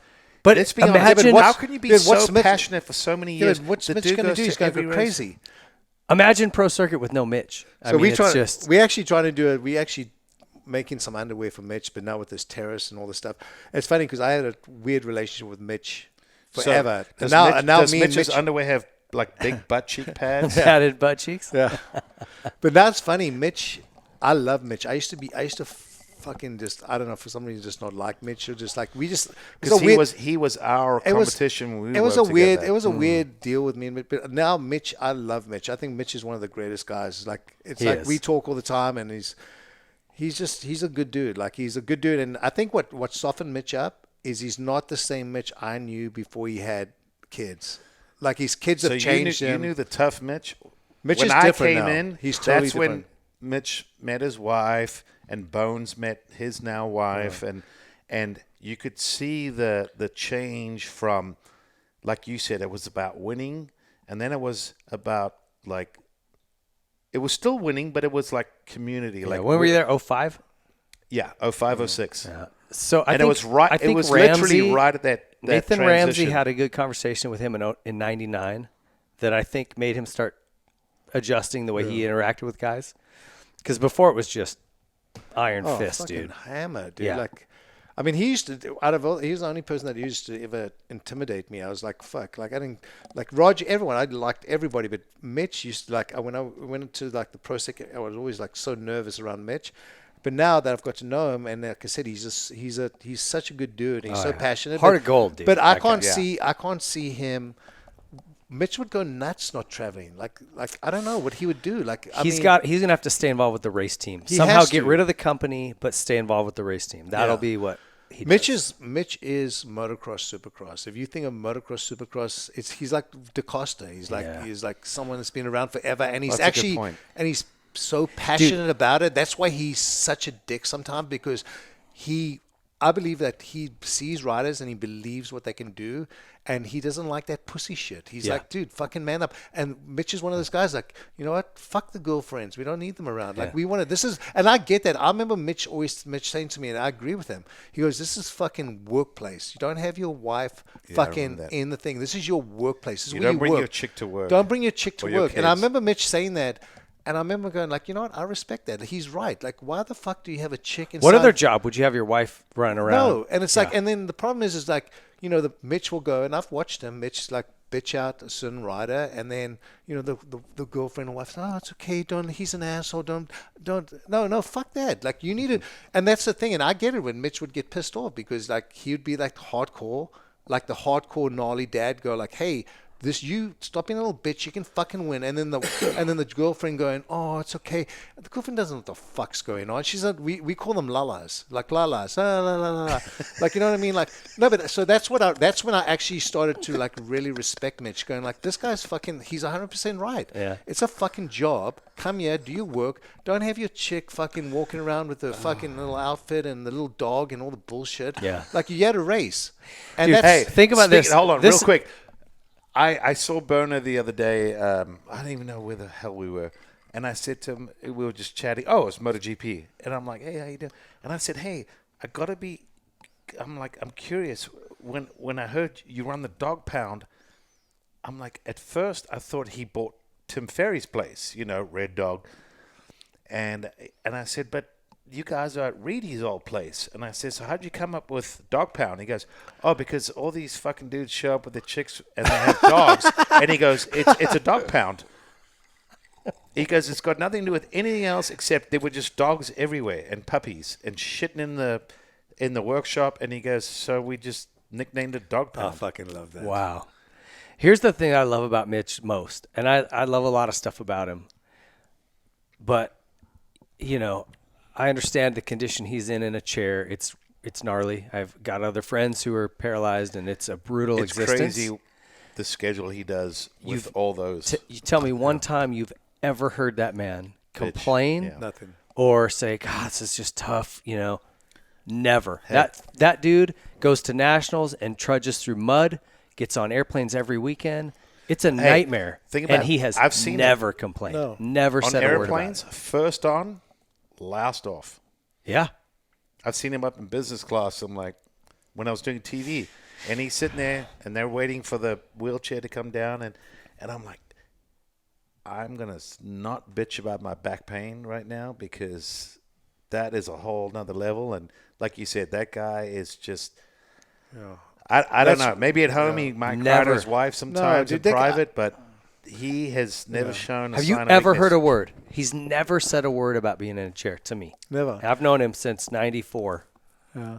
No, and also that's one of the reasons, like I said, I want him to win the championship just because I love They're on a dry spell, too. They're on a dry spell. They need it. Who was their last title, dude? Like Baggett or Dean? No, it was Hansen. I'm not Hansen, sorry, Josh Hill. I mean, Justin Hill. Justin Hill. But a long time ago. Yeah, Justin Hill. 20. No way. Justin Hill. Can't be that low. Your guy. My God. That was with me. Mitch! Johnny actually has a lot of number one plates in his house. A lot of number one plates. Yeah. Hey, dude, I remember fucking talking about Mitch. Fucking GL, we would walk by in the morning. Yeah. After the race, we'd walk by and we would walk by Mitch Payton and go. Yeah, he would whistle and we would just walk by like this. Fuck, dude. It was such a love-hate relationship. Like, no, it was just all hate then. It was actually all hate then. Yeah. It was actually all hate then. I was That's like, why when I went to sign with Mitch, I still thought, I can't believe this is happening. Like, yeah, we got hate like this. each other. Give him the old whistle. So what are we going to see today, Johnny? That's what they used to say. 1-1. Damn. Even Gerald used to fucking hate us, just about dude. to Gerald say. used to get so pissed. You motherfuckers are so fucking cocky. Dude, I remember the one time in the bar we nearly got into a fucking fight. I don't even which. I think it was it was Sacramento. Dude, fucking. It wasn't even just Puffy the bar. wanted to There was fucking multiple kill us. times. Puffy wanted to kill us because we were cocky. I was positive. I was like, Grant's gonna fucking win. He's gonna win. You can't say us. He's gonna fucking win. And Gerald would be like, no, he's not. I'm like, dude, he's your fucking son. Of course, you got to be positive. I was always positive, like no matter what. Like even when Grant got injured, I'm like, he's gonna fucking win the championship. He's gonna fucking win. Don't worry. He's gonna win the race or whatever. It's like Was that good for you? Did you like that? I mean, that help you? I knew my dad was always tough, and he was always like worst case scenario. Yeah.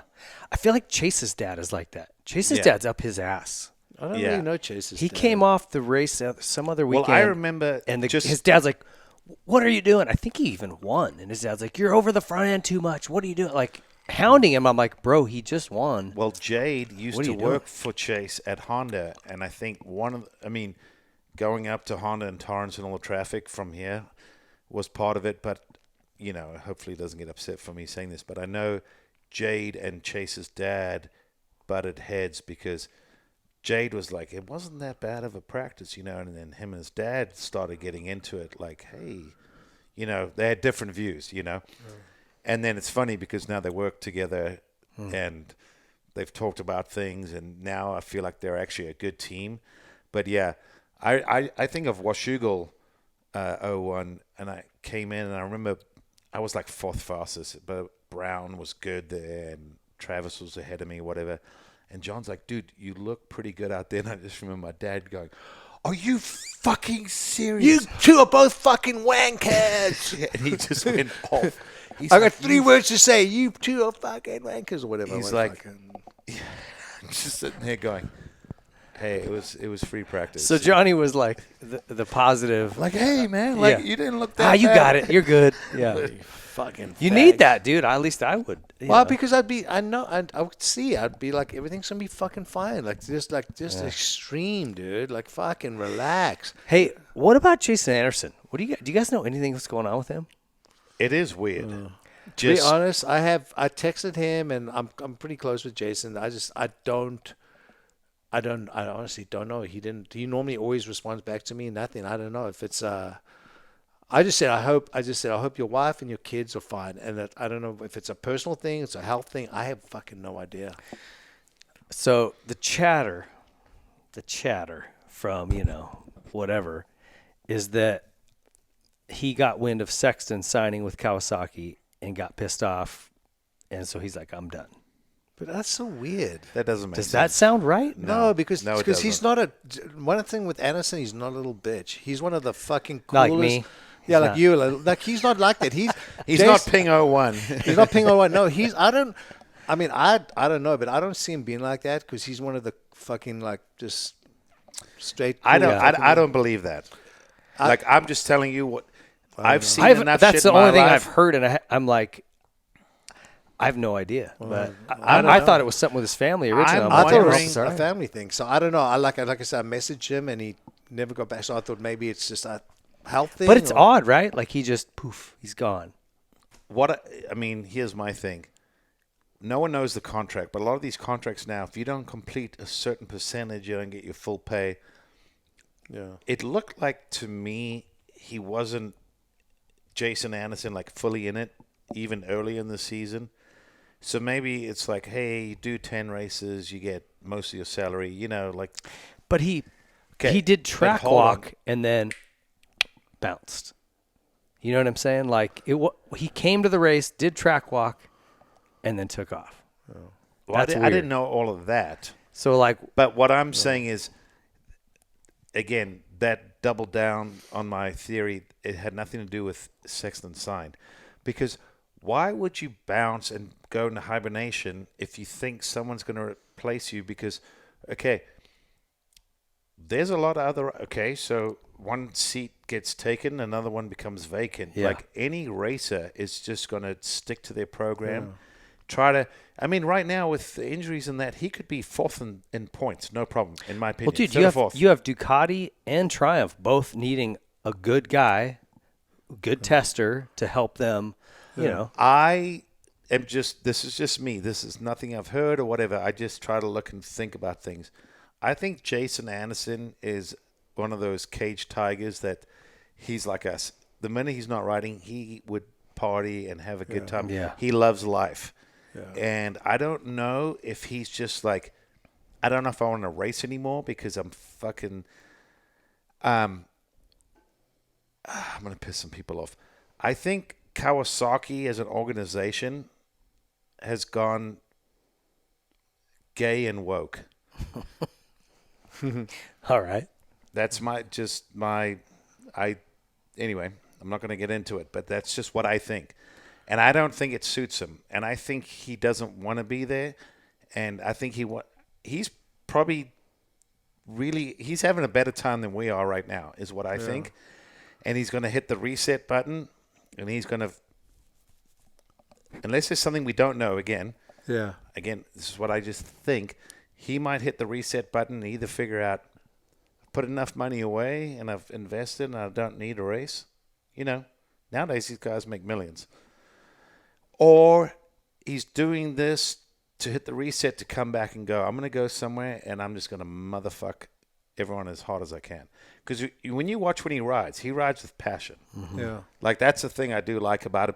But something is weird about how it's all gone down. Yeah, there's a story. I just feel don't like know it. he needs a reset. So like in 04, and I don't like talking about it because it doesn't sound good, but I was so over KTM and the disappointment of what they brought to the table and the bullshit that I milked it. I just said, my wrist is not good. And I had decided I'm not riding that fucking bike. The jackhammer.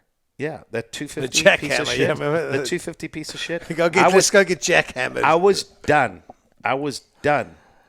Well, that's why when I went and got my wrist checked, they're like, do you operate a jackhammer? I'm like, I remember no, I'm left-handed. It's the right hand. So, no, it's purely that vibrating piece of shit that I rode that put even Jeremy said, hey, man, I'm done racing.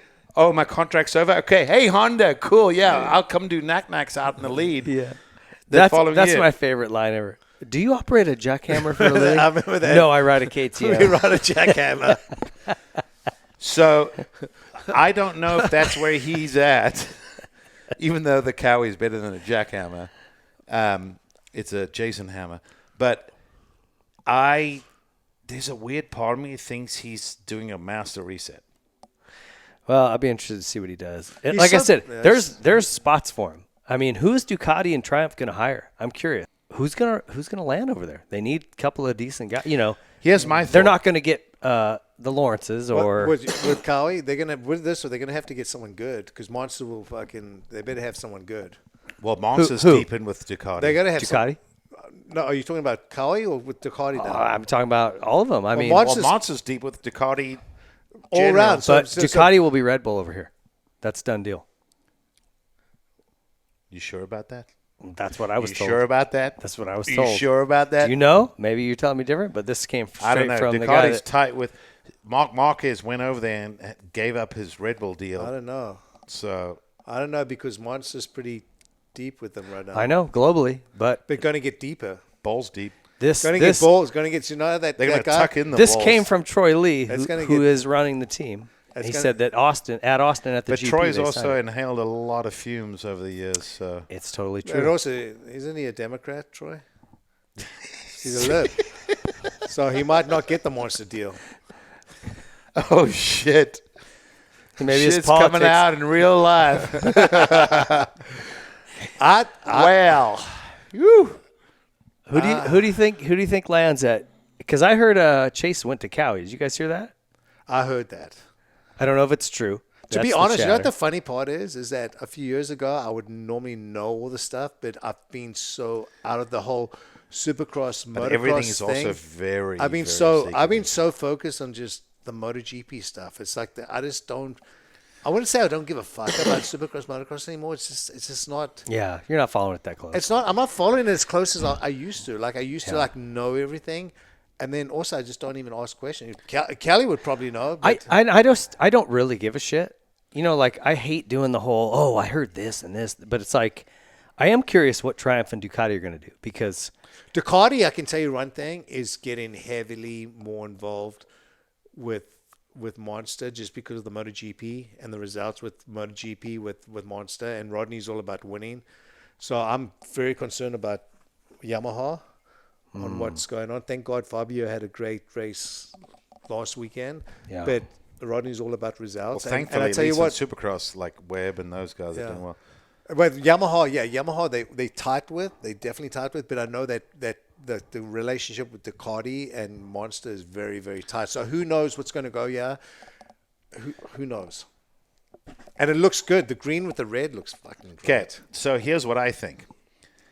If Ducati, to me, raced to win, but it's going to be the first time. Like, even in Europe, look at that. They didn't get the best guys and whatever. It's more like... They've already been on the box, which I think is impressive. I know, especially with the riders they've had and that. So I don't know if they're going to come here like because the Italians are very passionate. Like, anyone knows, like, they live for racing. Yeah. I respect the shit out of them for that.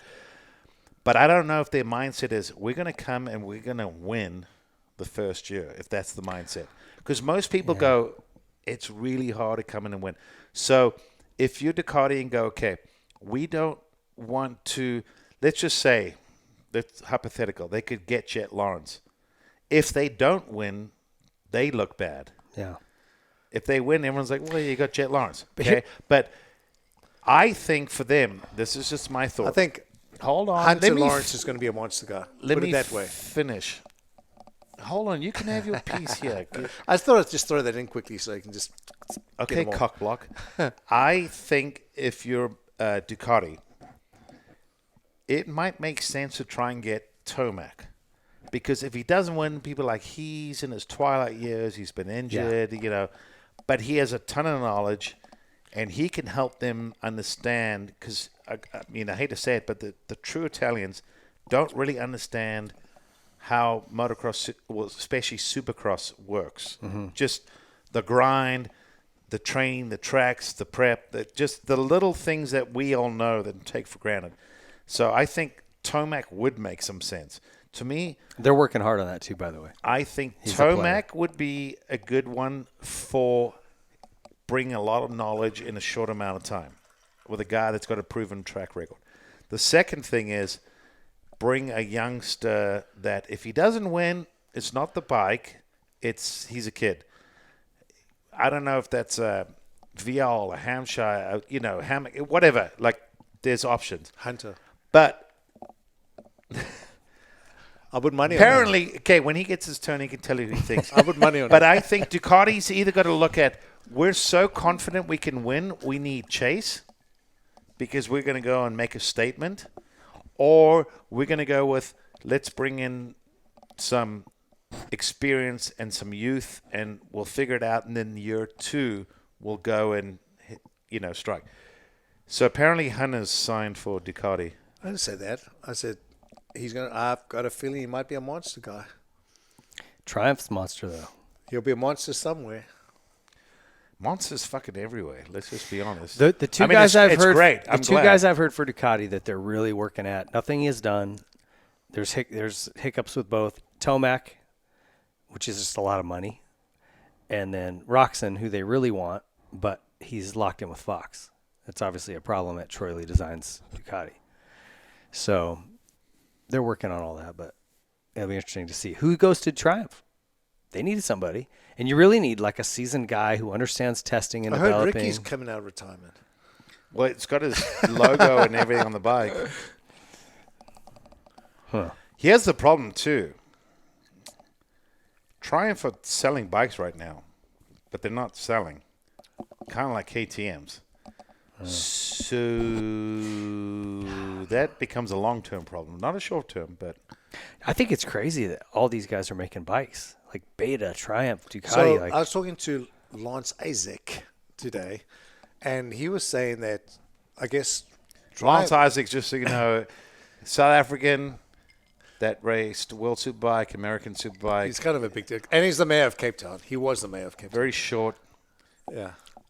Without being offensive, he's what we call a Cape Colored. So he's a mix, half white, half black. But anyway, good dude. Yeah, good dude. One of our best friends. One of our best friends. We But give him shit all the time. I guess they're not getting, through the factories, they're not getting in tariffs coming with all new bikes coming in. He said the dealers are killing it.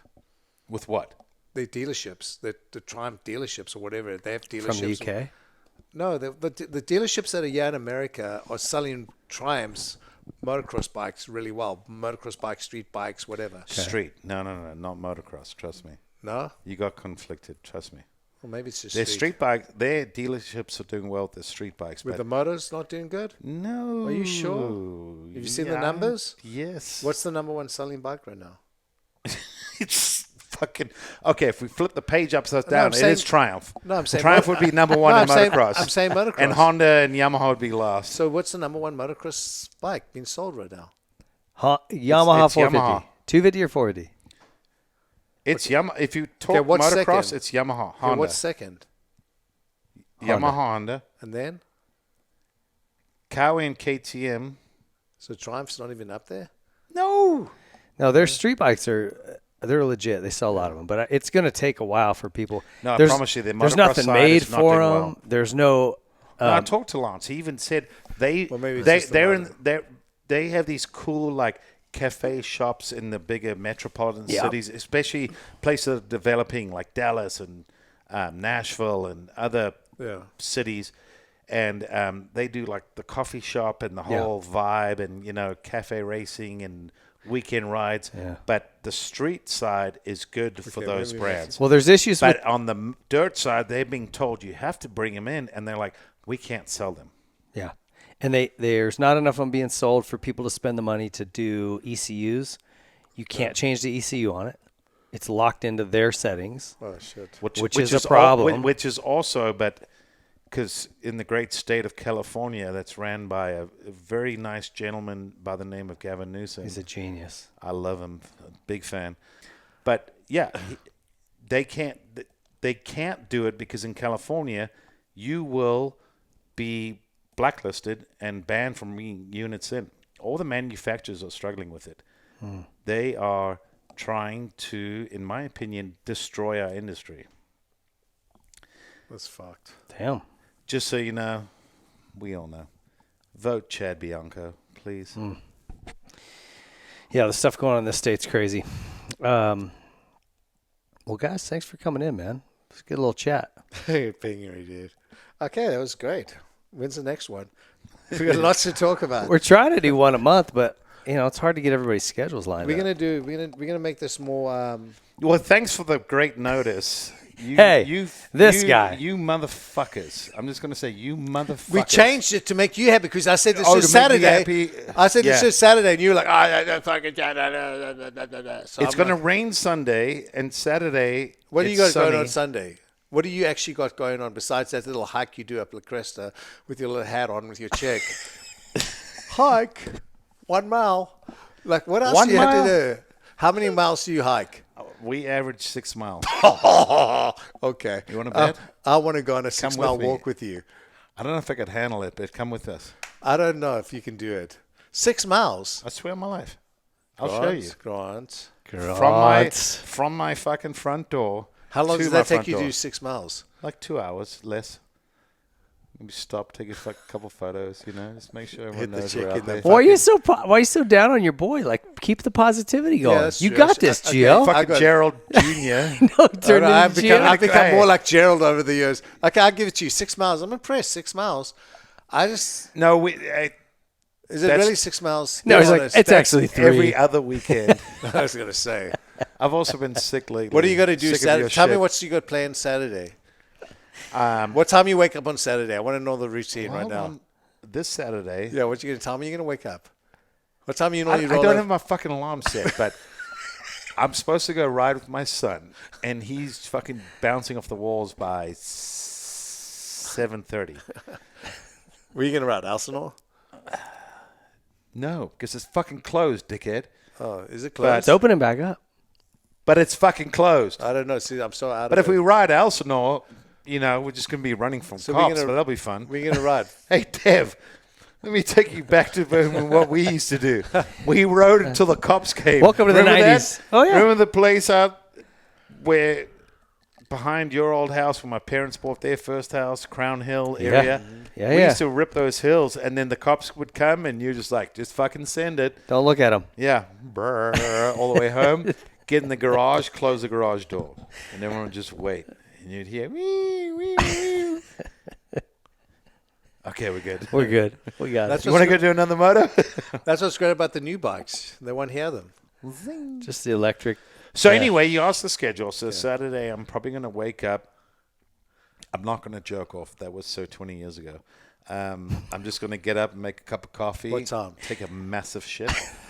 And then scrub the shit out of my eyes, and then go ride to get dirty. I'm going to be pathetic, but I'm going to have fun with the kid, come back, and then your boy Hopkins really wants me to come out and check out what he's got going on with this Apex. Junior Cup and, Avali and the whole thing. So I think we're going to go there because Sunday it's supposed to rain, and then I'm cleaning out my closet, literally. Not coming out of it, just cleaning it. I will never come out of the closet because I love pussy way too much. It's not happening, bro. My guy. Sorry to break it down, but Yeah. I'm pretty confident in this group that no one's coming out of the closet. Yeah. But my closet is a fuck up because now my chick's coming. She's fucked it up, and Has she moved in? she's like, "Man, you have so many shirts." I'm like, Has she moved in yet? Oh, yeah, she's living there. Shitballs. Look at you with the live-in bride. Fuck. You You know what should the have her crazy on. part is? Her brother was our ring bearer in our wedding. Your wedding? Yeah. "It's Isn't that fucking funny how full circle? How did that happen? that's also That's what's so weird. strange." So, yeah, her... Welcome to the motocross community. It's a perfect setup. No, but she, Everybody's boned But she's- everybody's no, relative. But she's never been to a motor. Like This was the family's before- not I in know, the but motor. somehow it worked out. I know, isn't that It was crazy? through like church. So and her San family, Juan and her family provided the food for our reception at yeah, our that- wedding, and then her brother was our ring bearer. at How our was wedding. he the ring bearer? You didn't know them? No, the Kelly's parents were friends with his parents, with her parents, and they used to own an Italian restaurant in Dana Point. and I met Damn. her eating at my favorite Italian place, Here, Chocino. just like years ago, right? A couple years ago. Yeah, isn't that crazy? That's weird. Small world. Yeah. Well, listen, I appreciate you boys. Brought to you by Ethika. Thank you guys Johnny for if being you could involved. Change, twist so they can see. I forgot. You haven't got a camera going? I've never done one of these before. Yeah, the camera's right there. It's going. It's been shit, there the I whole hope- time. All it's got is this of you. Yeah, this is my bad side. Oh, Fuck. no. Can we do it this side? No, turn that way. And brought to you by Langston Motorsports. You need a bike? Go get it. How does it go? Come on. Okay, You hold know on. it. Say You it. know it. Say Come it. on. Okay, hold on. Don't fuck it up. Don't fuck it up. Big enough To to. How can I? Big enough to stock it. Small enough to care. there you go. I used to say Paid it him all the this time. money and he still. No, but that's fucked it up. fucking hit my head so many times, dude. Honestly, my brain's not good. It's so fucked up. You also try to hang with the big dogs. So What are you talking about, dude? who? It's weak. Yes. That might get us through another So show. anyway, I will say this though. I didn't wear Ethika for a long time because they had these long. They were designed for basketball players. No, it's designed for guys with big cocks. You just didn't have the cock for it? He's got a Red Bull can. His cock looks like a Red Bull can. It's short and fat. It's like a little fucking Like a soup It's like can. a little fucking sausage. Well, let's call him Campbell's Soup, That's what dude. we used to call him Red Bull can in the back in the day. Yeah? Yeah, thing's small and fucking fat. All right, ladies, take so a you Red know. Bull, take the length, and take the girth, and it's shaped different, but it looks like a Red We Bull used to can. call him the Red Bull can. Okay. No, the underwear sucked. Now that I love the breathable stretchies. Ooh, it's nice. I'm rocking them right now, dude. I, know love you are them. because you're not wearing the long ones either. Guaranteed. No. I wear the long ones. When you get a long one, it's like you got to. Got to give it a place to live. I got to have it long. Yeah. All right, well, cheers. Thanks. Yeah, it's Boys, been great. Always fun. I love catching up with you. Cheers. GL's got his down to the nothing. I'm drier than a nun's cunt. But anyway, And on I'll that note, survive. cheers. See you next time. It was